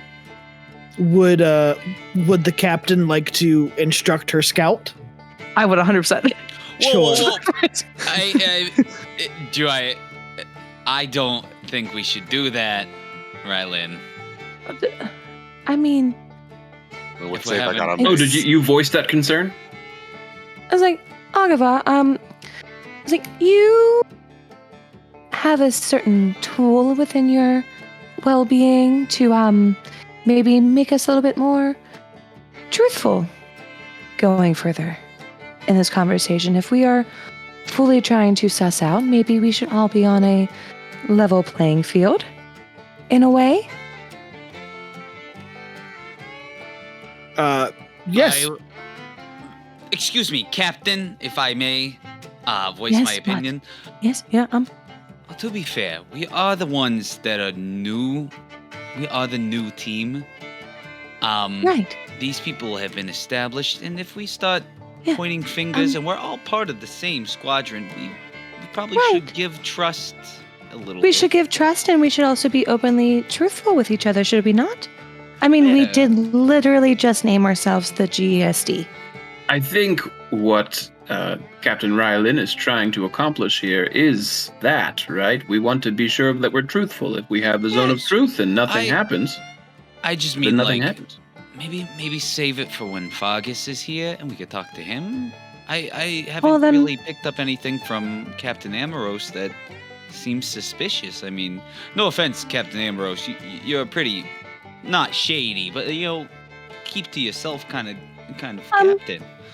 Well, okay, then while that being said, Commander Miranda, since Yes. we are talking about the fact that we did see Fargus cut the ties and cut the Aurochs loose, that now leaves us in a very precarious situation of moving things forward, maybe now is the time to both have Fergus's captain, Ambrose, who I am sure you are excellent at your work and are going to further this investigation. Maybe just starting with everyone in the room, of those who witnessed the act and those who possibly did the act, just to make sure that we start off cleanly. I would normally hope that this would not be required or called for, but given the situation, as long as you all are willing to submit yourselves to this zone of truth as well, Of course. I see, and she motions to Ambrose, I see no harm in it. And he goes, I got nothing to hide. Great. I'll gladly submit to it if it means solving this. I don't really know how to, but I will do it. I really don't think anyone cannot submit to it. It just happens. So I need you all to make a charisma saving throw. I can choose get to Argus fail it. I will choose to fail it. Yeah, you can choose to fail it. I have nothing to hide, so yeah, I choose to fail too. I was like, why would I roll? Well, I rolled a 9. Yeah, I'm gonna roll this anyway. Oh, I rolled a 7. So Of I course. rolled a 9, and I totally was not willing to share this information, but Bayor is just like, my clothes haven't dried since last night in the snow, and I am very uncomfortable with the smell that might permeate from my fur. I You think do the smell zone a of little truth bad. is working. I am embarrassed. It's okay, Arguvar. We already smelled it. Like, And then I Out look the at Arguvar and I'm like, this is how you talk all the time. okay, Do you have a zone of truth just permeating around you only? This is my code 76. As you must always act as if there's a zone of truth cast upon yourself. No wonder. You're Hold on a so... minute. What about your vows today? I should keep a list of them.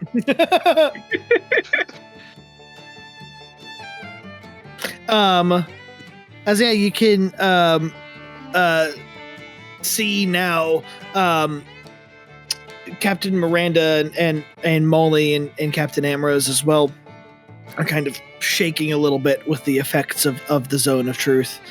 I have a way to test it out, if I may, Captain Rylin.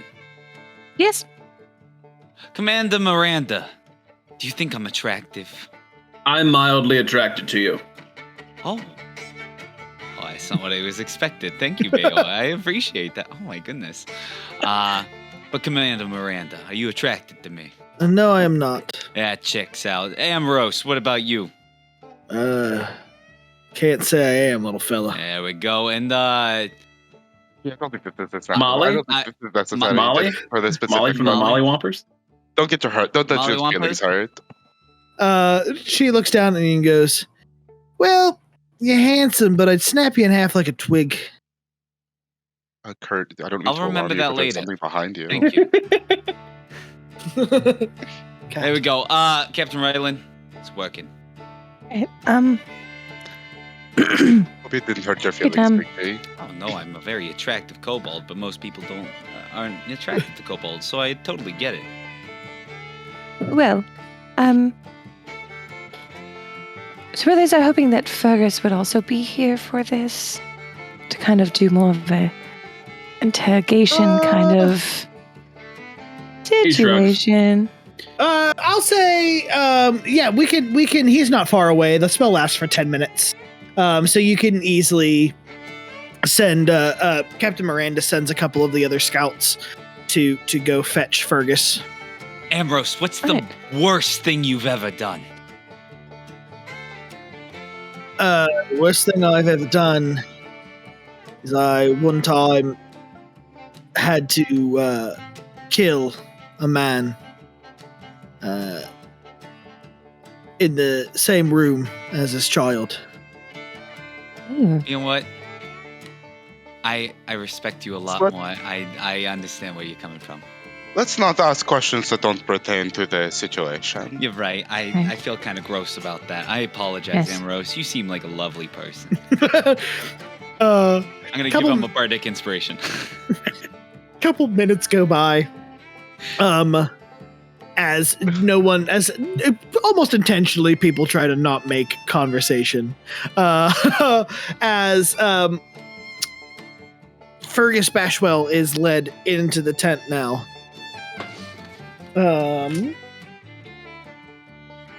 Okay. While he's being led into the tent, I think he's going to walk in on Bayor just openly having a conversation with Captain Miranda and being like, I am very intimidated by you. I don't know if you picked that up, but it is. That's what happens. I mean, you walk in and eventually I just perk up. I mean, it happens. You take control and there it is. I'm intimidated. You intimidated? I'm intimidated. As Fergus Bashwell, you can hear him as the tent opens up as he's complaining.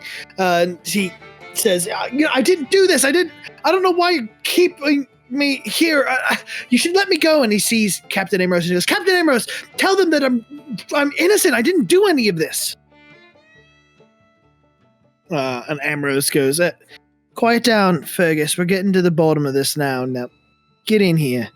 And you see Fergus steps across the boundary, and there's a shimmer of energy that kind of goes through his body.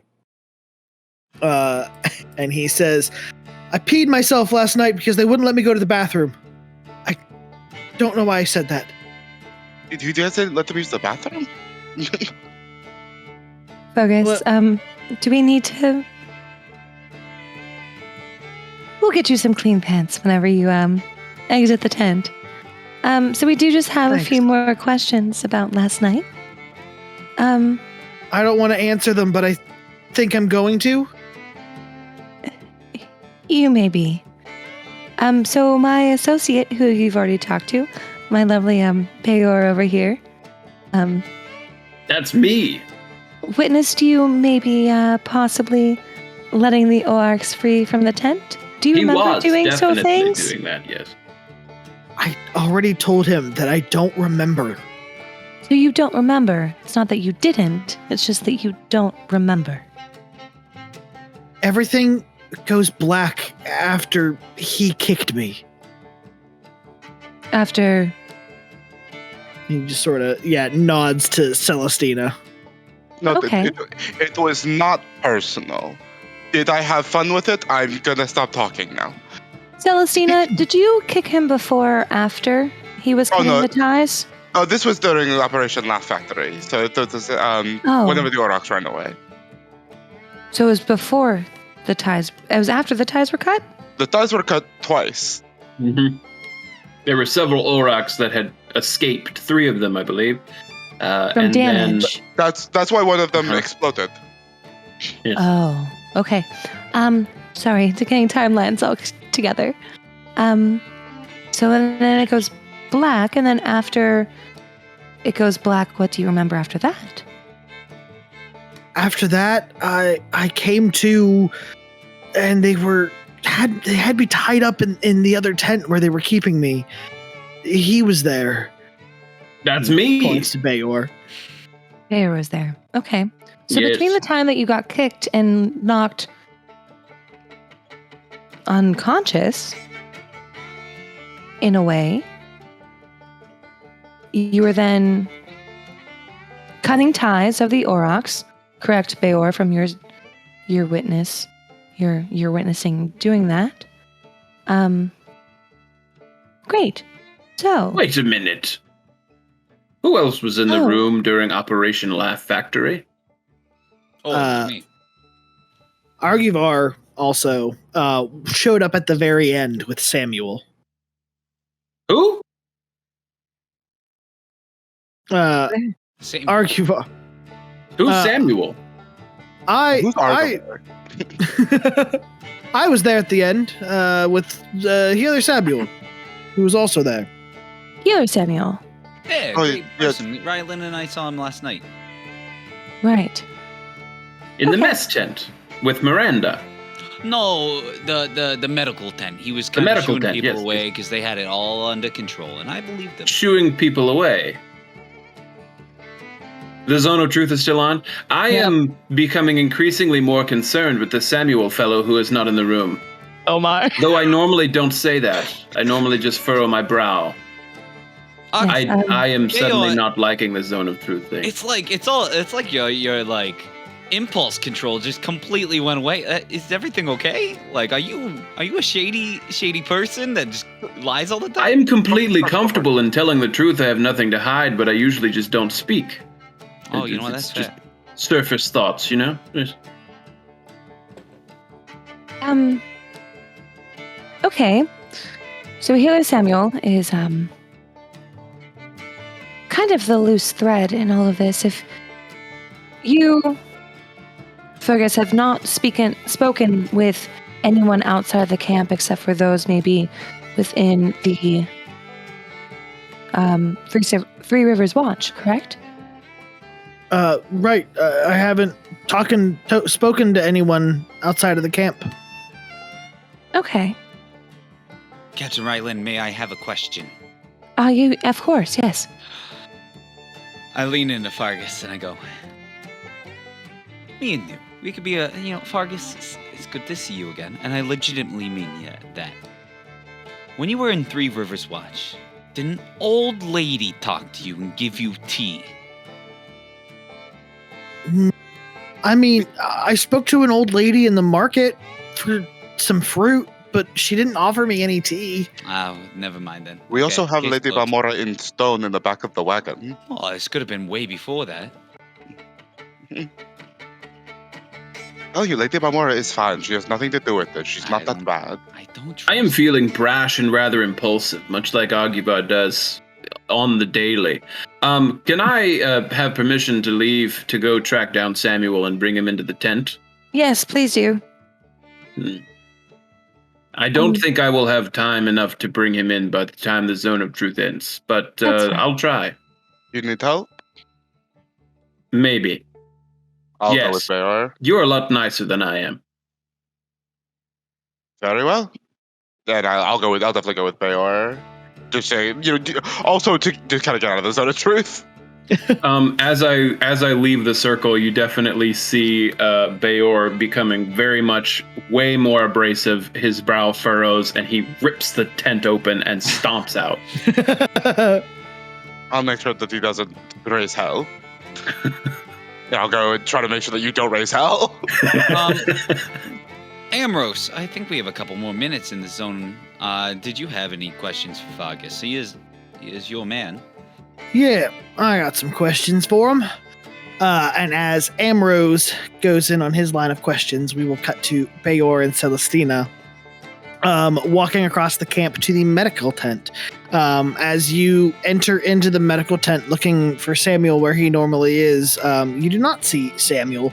You do see, however, a few of the other healers as well as the other sort of like Samuel's second in command. Her name is Hester Sars. And Hester looks up and goes, "Oh, good morning, gentlemen. Can I help you with anything?" Yes. Can I say that as well? During this, I am going to be kind of like watching people, so like just checking to like see how they're reacting to questions. Sure. Sure, yeah, I said that I'm watching them. We just wanted to ask a big question. We wanted to ask Samuel some questions about last night. Do you know where he is? Oh, Samuel, I haven't seen him this morning yet. He should still be in his tent. Do you know where that is? Yes, it's she sort of points out the tent flap and she goes, "It's right next door to the right." Do you want? I'll go check real fast, if you want to stay right here. I'm coming with you. Okay. As I start walking, I turn around like, "Oh, okay, very well." Yeah, I let you lead. I go to like knock. I don't realize. I open the tent. You knock all you want. I'm opening it. I go to knock. There is no way to knock. It's literally canvas, and then you open the tent. I'm like, that works too. You open the tent, and it is very dark in here. You notice that the little hole that opens in the roof of the tent to let smoke out has been shut. The campfire is cold, like it wasn't lit at all last night either. It is very dark in here, and you can kind of see some shadowy forms along the edges of the walls. Nice. I'm going to take out my holy symbol that I got from the cave, the Tellurian's candle. And I'm going to say, Tellurian, light my way. And then I show it into the tent with the amulet, the sun emblem. Go ahead, make a perception check as the inside of the tent illuminates here. The rest are just Arguvar. 16 plus 2, and I don't have any kind of guidance or anything cast on me at the moment, right? No, nothing, because we just woke up. All right, 18. Nat, chew, roll, 1, let's go, baby. You were not expecting that sunlight, and now you're like... And I turn around, I don't even look at the tent. I'm looking the other way. The drastic shift in light is hurting your eyes right now. However... Bayor, you notice there's a couple of cots set up here, and in the corner there is a curtain drawn, and you see there is a it seems like one of the cot, like the end of a cot, is poking out from behind this curtain, and you can see the form as if there's someone still sleeping in that cot. Right. Well, I'm going to... Oh no.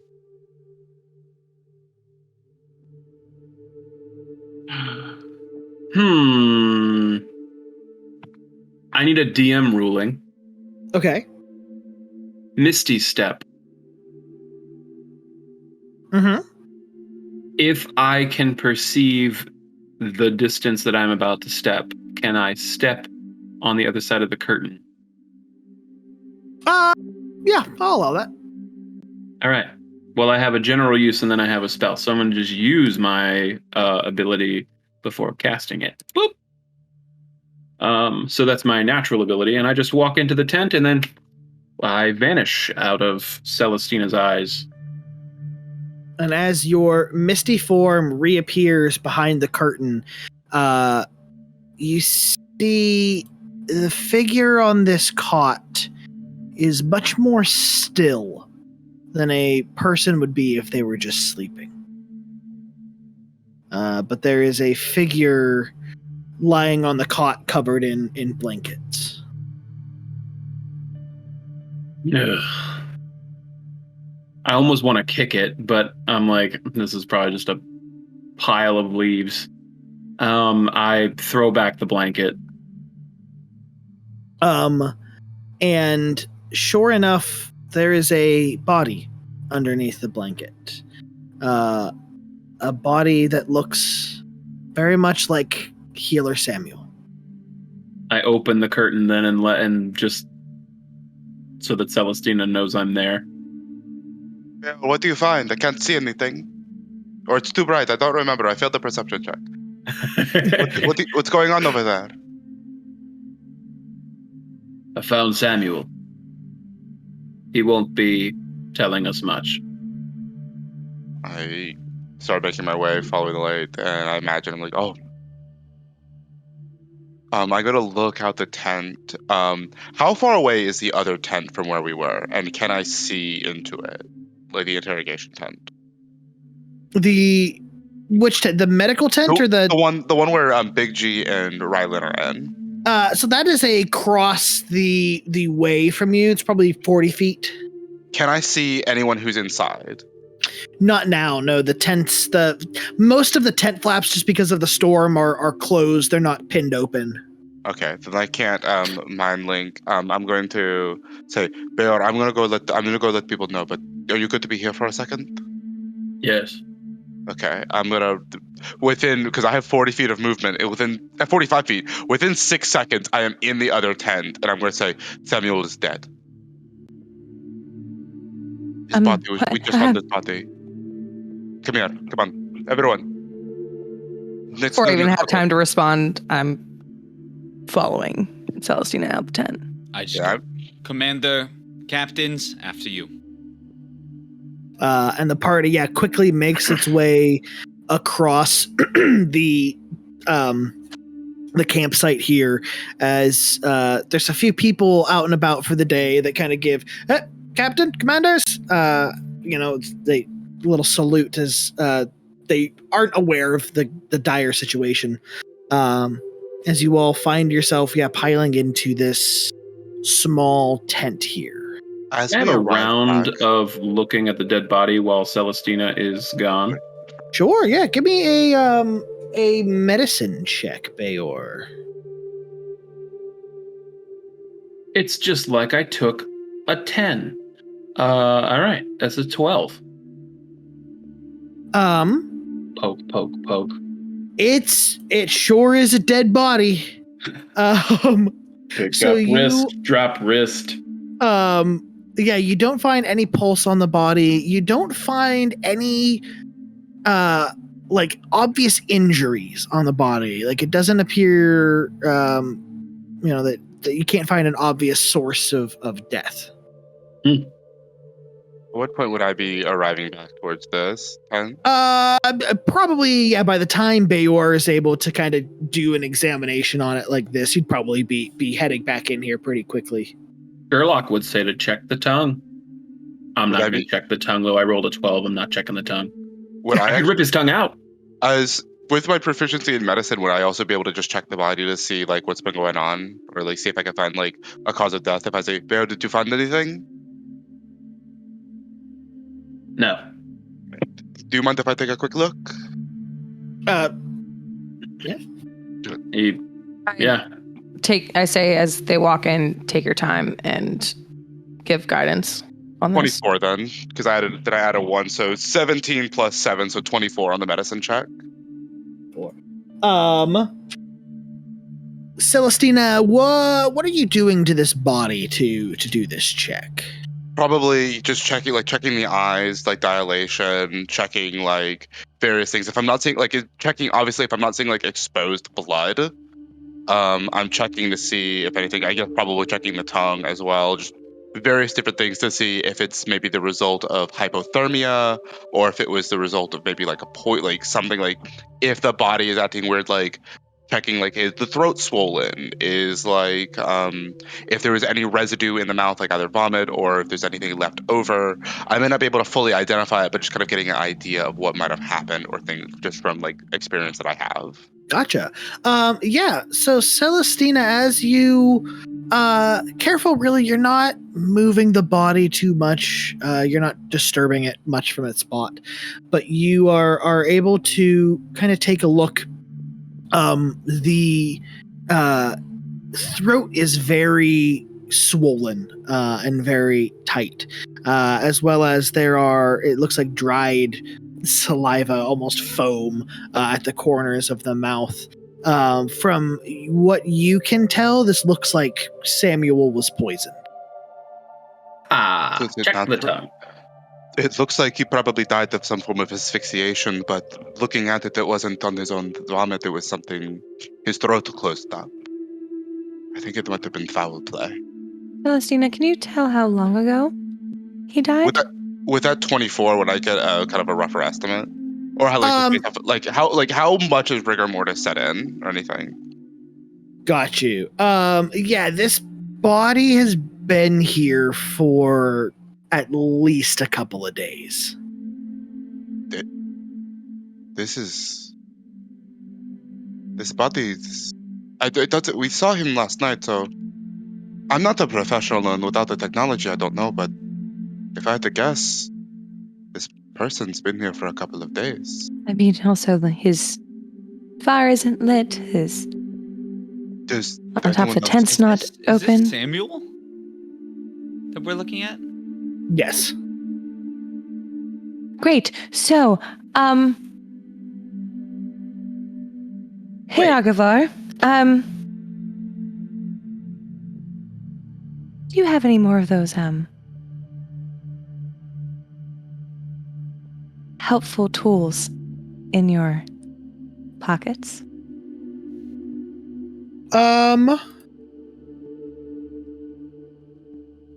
I believe I do. Trying to find the correct helpful tool. While he's doing that, I'm going to say, wait.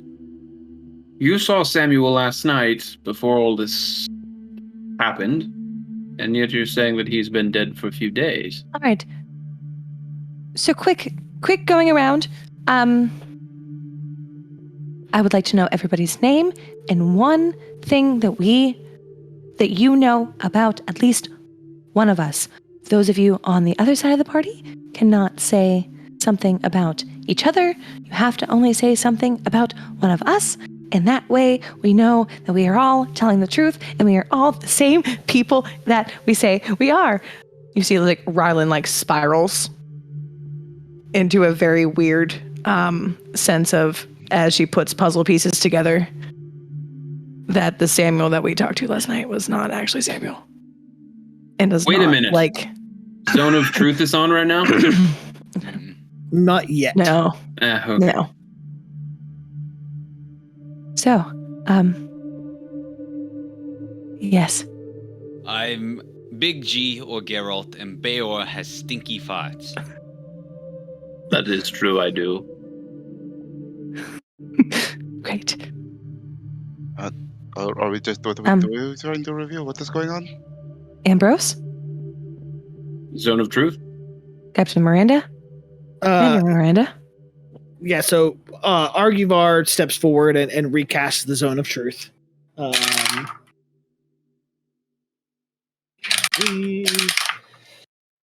Gotcha. Okay.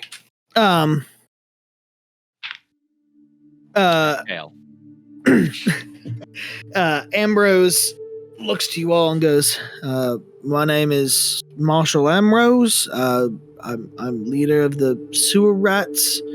And he looks over at Molly and he goes, Molly saved my life when we were kids. How? Well, she saved me from drowning. I was playing in the by the lake, and I wandered in too far. We grew up in the same town together. She saw me and she saved me. Molly looks over and goes, "It's about right, yeah." That's sweet. Molly? My name is Molly, and, well, if I get my hands on whoever did this, they aren't going to be much of a problem anymore. I swear if I find who is messing around in our camp, I'll tear him apart myself. Molly, do you know something about Ambrose that you can share with us that maybe he would not maybe want to share? Since you grew up in the same town? Yeah. Ambrose knows that my mother used to run a flower shop in town. Ambrose, is that true? Yeah, she did. She had prize-winning roses, as far as I can remember. Oh, that's so sweet. Alrighty. Commander Miranda. My name is Commander Miranda. Something that you can confirm. I, in the wagon, coming home from, leaving the Grove of Dormac, when you were appointed captain, it was Arguvar that made the deduction that the snowstorm might be from a white dragon. It is true. Commander Miranda,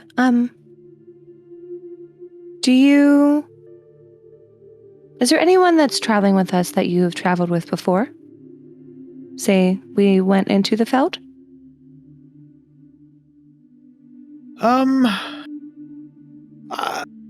To be honest, no one that I've worked with closely yet.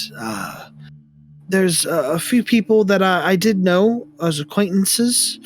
I held a position of small authority with the Solbari military before joining up with the Feld. And would you say that, I know that Sabar is a very large city,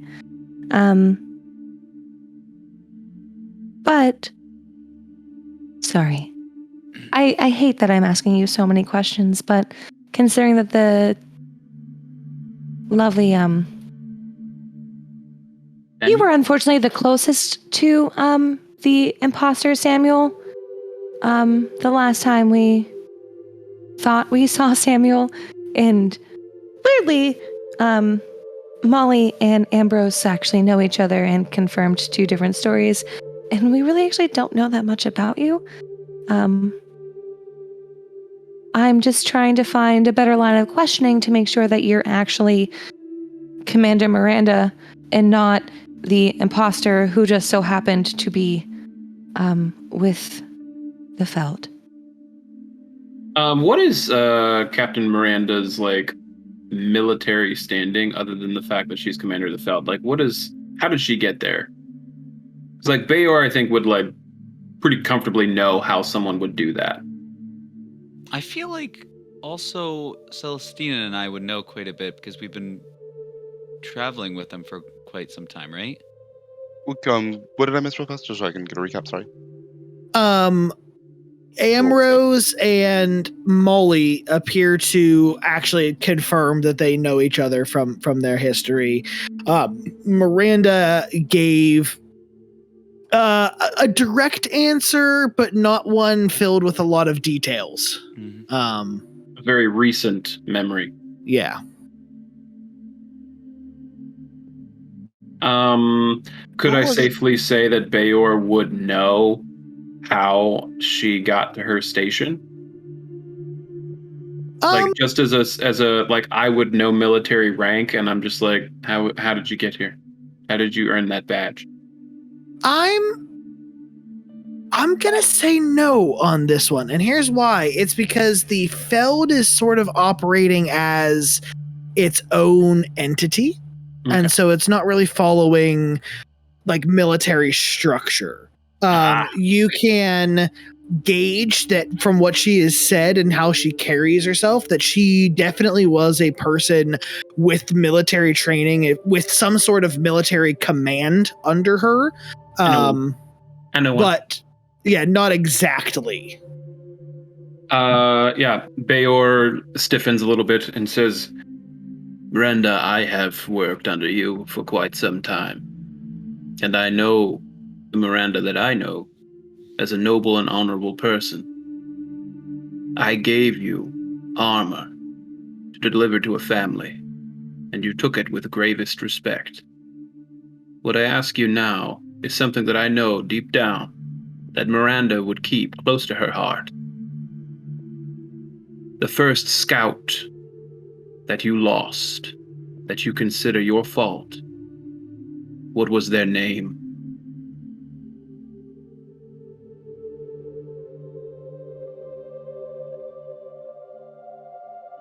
I can't believe that you all suspect me right now. Done. Done. Insight check. Insight check. I'm not even making the check. We're done. in Moonbeam. Well, Moonbeam. I still. Moonbeam. The staff immediately lights up. I'm just telling you right now, he is moonbeaming that whatever that goop out of this tent right now. Go ahead and roll initiative for me. You better, I'm moonbeaming this. I didn't even get to ask my questions. Damn. 17. You will get to ask your questions, Big G. Don't worry. Good. Oh my gosh. This is just to sort of see in what order things are happening. Okay. Bayor and I immediately, nope. Yeah. You don't get the chance to Okay, speak. anyone above a 20? Rylin? I got a 21. Okay. 15 to 20. 17. Tie. Let's roll it out. I got a 1, so you go. I got a 2. Ha ha! Big G. Celestina, what'd you roll? 10. And then okay.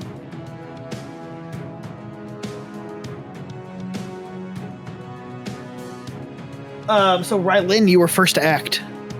Great. As cool. you see, the fight has not like officially broken out, but you see Miranda is sort of stuttering over her words. So I pull my staff out and I just hold it at very close to hitting, but not making a full attack. And I just hold my action for her and like start kind of prompting her out of the tent.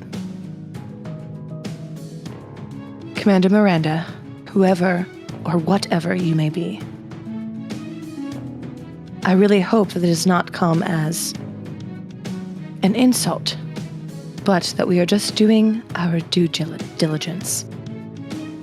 Please exit. And as we exit the tent, I'm holding the casting of Call Lightning. I'm gonna. So you can approach her, but right now Miranda is holding her ground at the center, sort of towards the center of the tent. Okay. Just sort of still denying things. As you bring your staff to Miranda, you see Ambrose and Molly immediately are like, whoa, like, let's calm down now. We don't need to fight each other. As Ambrose turns to Miranda and he goes, Miranda, that was the deal. We all submit to the zone of truth. It's just a precaution, you know. Big G, that brings us to your turn.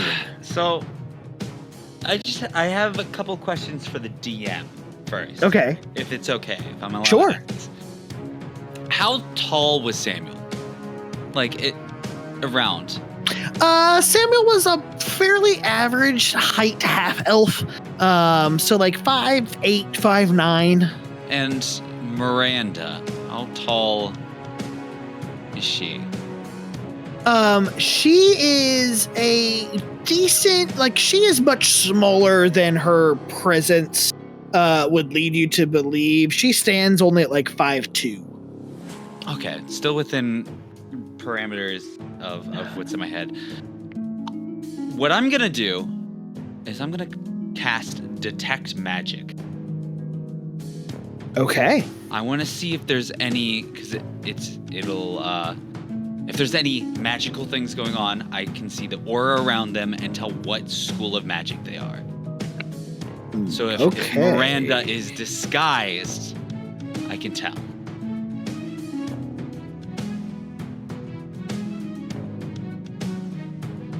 Or charmed, or anything like that, yeah. Let me read this carefully. Yep, no, take your time. Love Detect Magic. It's a great one. If it is an innate thing, I don't think it counts the spell. Like, if, let's say, hypothetically, this person was a changeling, I don't think that would count. Yeah, no. It's like, Gotcha. if it's like Disguise Self or Charm. But I don't think changeling can change clothing. They have to actually wear real clothes. Mm-hmm. Or do illusions. So, the creature itself has some faint auras, or Miranda herself has some faint auras around her. But I didn't hear that. However, the stronger magical aura is coming from the body. From the body? The cot. You see a very strong magical aura emanating from the cot. What school of magic is it? That is an abjuration. I'm going to look at Bayor, Rylin, and Celestina and go, well, there's something interesting here. I didn't expect this. Little something going on with the cot over here. Just letting everybody know. There's some abjuration stuff going on. I don't know if you understand that, but it's like a school of magic. There's big things going on. Also, Miranda, I don't know what's going on with you. You have a little bit on you. I don't know if that's just magical items or not, but for now, we're gonna keep an eye on you. I don't distrust you yet. But yeah, I'm just gonna walk over to the cot and just start looking at it. I don't know if I'll be able to, since I used Detect Magic as my action, so. You would need to spend another action to, like, do a full investigation, but there's nothing that, strikes your eye right away. Bayor, that brings us to you. Alright, so I'm gonna cast Moonbeam. Are you familiar with that spell? Vaguely, but why don't you tell us what it does? Alright, it's a silvery beam of pale light, which is a 5-foot radius, and then it's 40-foot long cylinder. And until the spell ends, dim light fills that cylinder, and when a creature enters the spell's area for the first time, it is engulfed in ghostly flames. It causes it searing pain, and it must make a Constitution saving throw. It takes 2d10 radiant damage on a failed save, half as much on a successful one. A shape changer makes its saving throw with disadvantage. If it fails, it also instantly reverts to its original form and can't assume a different one until it leaves the spell's light. On each of your turns after you cast the spell, you can use it as an action to move it up to 60 feet in any direction. Beam. Understood. So I'm guessing you're casting this right on Miranda. Yep. And I would say, and I would look at my buddy, what was his name, Amrose, and say, Miranda would need an explanation. And I just moonbeam out of that, of whatever that is. What is your spell save DC? That'd be a 14. point, and it's a wisdom, correct? Constitution. At disadvantage if they're a shapeshifter. By 1 point, they failed. So you all see Bayor raise his hand, and a beam of light shines through the tent on Miranda. You hear Miranda start to scream, and then the pitch fluctuates. It's as if there's several different voices overlapping with Miranda's. As you see her form start to shimmer and grow almost a foot or more, 1.5 feet in height, until a towering, probably 7 foot tall gray creature is standing there. Tatters of Miranda's clothing are still like worn to it as it is looking around the room now. It's got these yellow eyes and no mouth or nose, just skin that covers the lower half of its face. Brilliant. I am going to, now that I am vindicated, Dauntless Roar. And then pull up sword. But yeah, that ends my turn. So Dauntless Roar is a DC 14 Wisdom saving throw or become frightened until the next turn. Got you. It is not going to make that either. I also don't make that. I'm coming for you.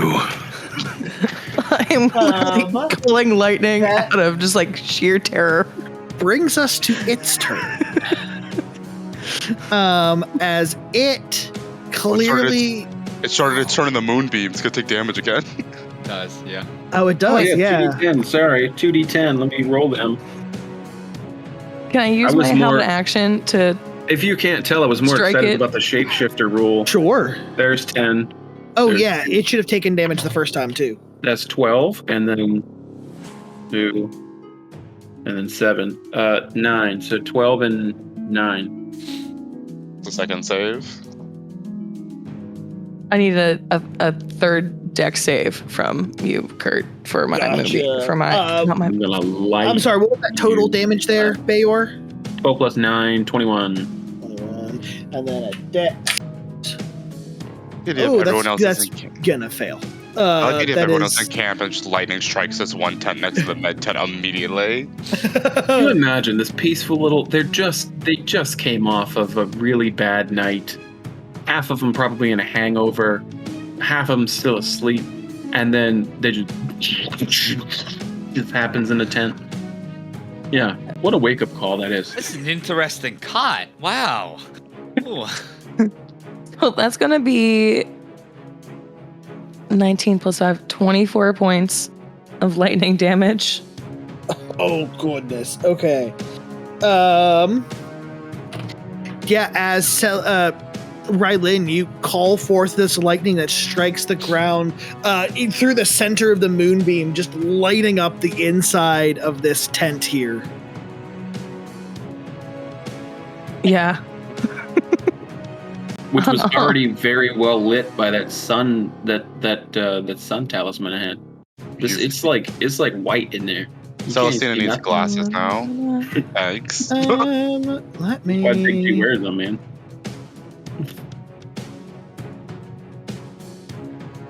Yeah. Perfect. So you see the creature standing in this beam of light, yelling in pain.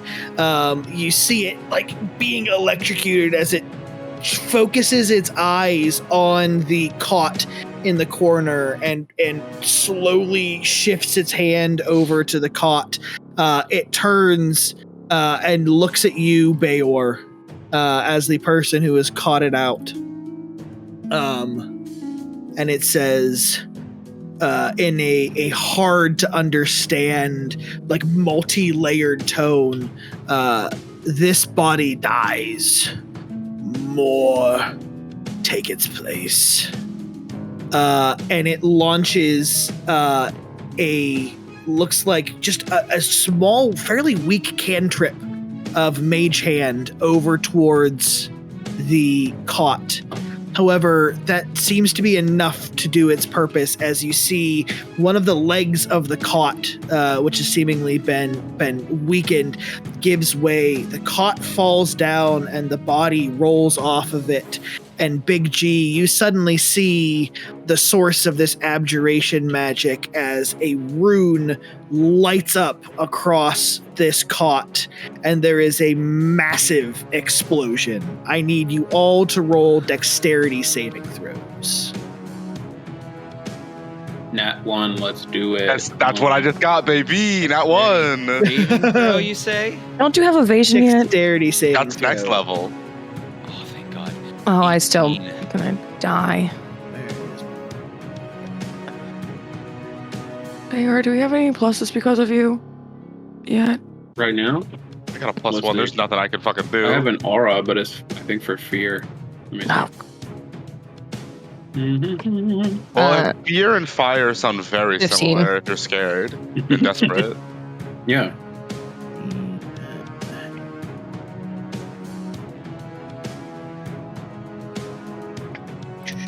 Okay, saves, please. I just got a nat 1, baby. Let's just not even worry about it. Rylin, you Stop got using that 15. die. Yes.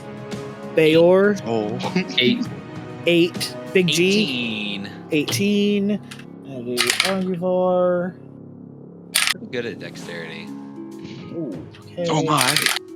And gotcha. So Rylin, Big G, and Captain Ambrose succeed. Ooh. Molly, Bayor, and Celestina and the creature do not succeed.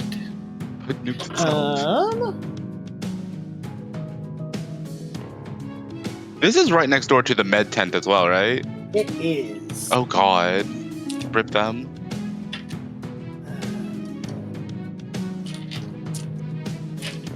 D8s here.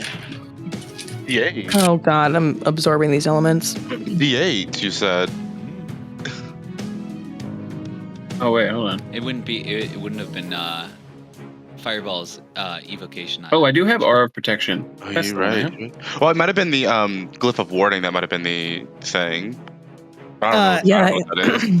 If you failed, you took 35 points of lightning damage. Oh wow. Okay. Success takes half of that, so 18. 17 Okay, points of lightning so damage. just as a small note, I have an aura of protection. The only thing it gives you is a bonus equal to my charisma modifier. So Is that you permanently all up? have a bonus of +3. So my 8 was a 11. Well, same here, but I also got that one. Probably not. Gotcha. Yeah, unfortunately, I Yeah. don't think that made the difference for anyone. All right, I'm. Man, how many did you say? 35 total damage, or 17 halved. 17. I'm going to use my reaction to absorb those elements. So I'm taking half of 17, which is 8. 8. All right. I was like, I ain't got a lot of hit points. This is how we're starting this off, Kurt. Well, start and finish, because as the smoke clears and you can see there is a massive hole in the tent that is actually torn into the medical tent next to it as well.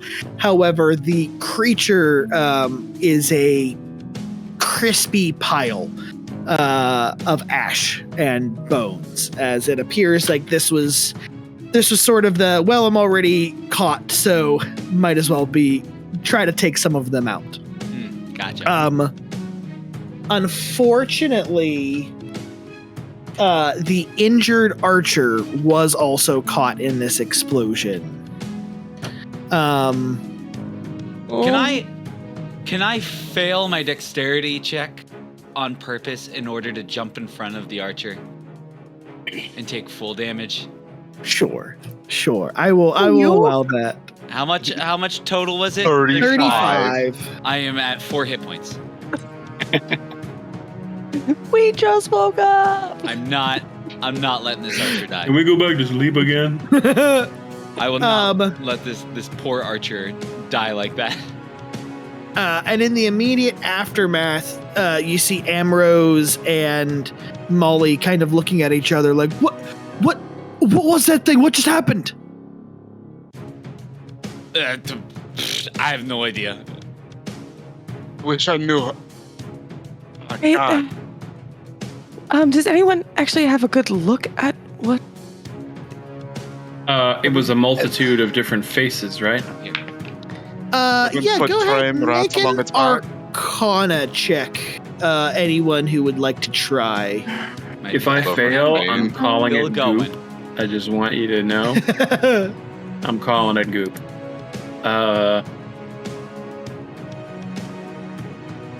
It's a dirty 20 for me. As a What 8. is this? Arcana? Yeah. Definitely goop.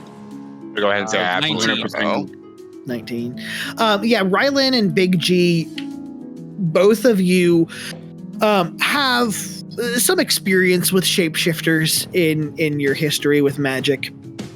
You're both able to identify this as a doppelganger. Doppelganger. Okay. Should have punched it. You know what? If Arguvar was here, we would have been fine. All right. Well, that was interesting. I've really only heard stories of. We might not be alone. We still don't know if it was working alone. I mean, it said this body died and then more take its place. Literally before it died. No. Doppelgangers. Does How- it take the place of the body? Does that mean that Miranda's somewhere in the camp? Oh. Go look. Rylin just like burst out of the tent and starts shouting. Captain Miranda is lost. We need to find Commander Miranda. Sorry, Commander Miranda. She was injured last night. Person we thought was her is no longer here. Search as close to the camp and also as far. But please don't get lost yourselves. I was about to say, I'm going to walk up to Rylin and say, the last memory that this creature had was leaving Camort. Which Oh, no. means it was traveling with us for quite some time. Oh no. To leave the tent and start heading to where Commander Miranda's tent was. Sure, Yep. No, keep going. I was just gonna look at Amorous and be like, I apologize for any distrust that we've thrown towards you. Thank you for your help. And I walk out. I actually think that's going to be a pretty good spot to wrap things up for the evening before we get too far into anything else. So, thank you all very much for joining us for this episode of Diceburgh. We will be back in 2 weeks' time on May 31st to continue our story here. Until then, you can catch the Ash and Shade Committee, who are live tomorrow. They're live Wednesdays at 7:30. Fandelver is still on hiatus. However, they normally play on Saturdays. Sundays. I meant Sundays. I got Saturday on my mind because Ravenloft the Dark Dominion will now be playing on Saturday starting June 4th at 7 p.m. EST. Go ahead and I will pass it around to my lovely scouting party here as you can tell people where they can all find you across the internet. We're gonna go up on my screen this way and up over that circle there. So, Jared, why don't you kick us off? Hey, you can find me on the TikToks at Janders42. That's Jander S42. Yep. Pretty much it. Arizona. Hey, my name's Arizona. I'm not going to repeat the coordinates. You heard it if you heard it. But if you want to follow me anywhere, you can follow me on TikTok at illegally_brown. I'm actually really close to 1,000 followers, meaning I could theoretically do a live. So, like, I'm down to do a dumpling live. Like, I'll just stuff dumplings and do that for a live. So, we'll see. Yeah. I gotta go to the grocery store. But that's probably the only real good place to find me. If you find me on any other social media, no, you didn't. Erica. Hi. If you want to go to my personal things, I mean, I am on TikTok at Erica Harding 8, which is cool that I have. Go there. I might post something. But typically, I'm on Twitter or Instagram at EricaJean315 or EricaJean15. Also, I'm usually the one behind the keyboard on the 5% Chance Twitters and socials. So also check out our Twitter at Chance5 for all scheduling updates or technical difficulty updates, because we do that too. We're only human. And Harvey's. Yes, last but not least for the evening, Mr. Steve Harvey. Yeah, hey, you can find me on TikTok at HarveyGotTikTok_ through each one of those words. And on DeviantArt at Vashala, Vashala. You can find all the artwork from this campaign and from many other character commissions that I've made in the past, and see just how embarrassingly simple I become as you go further and further and further down my portfolio. But that's it. That's where you can find me. I don't even know my coordinates to send them. Those are my coordinates. It's more and more mysterious, Arizona.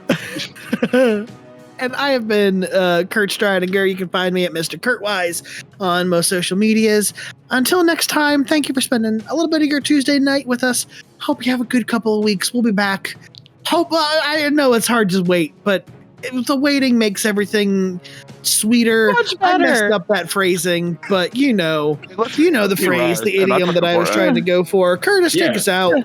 Stop, save me from myself. I love We're it. just babbling. We're all It is doppelgangers. conditional, but you might be loved if, you know...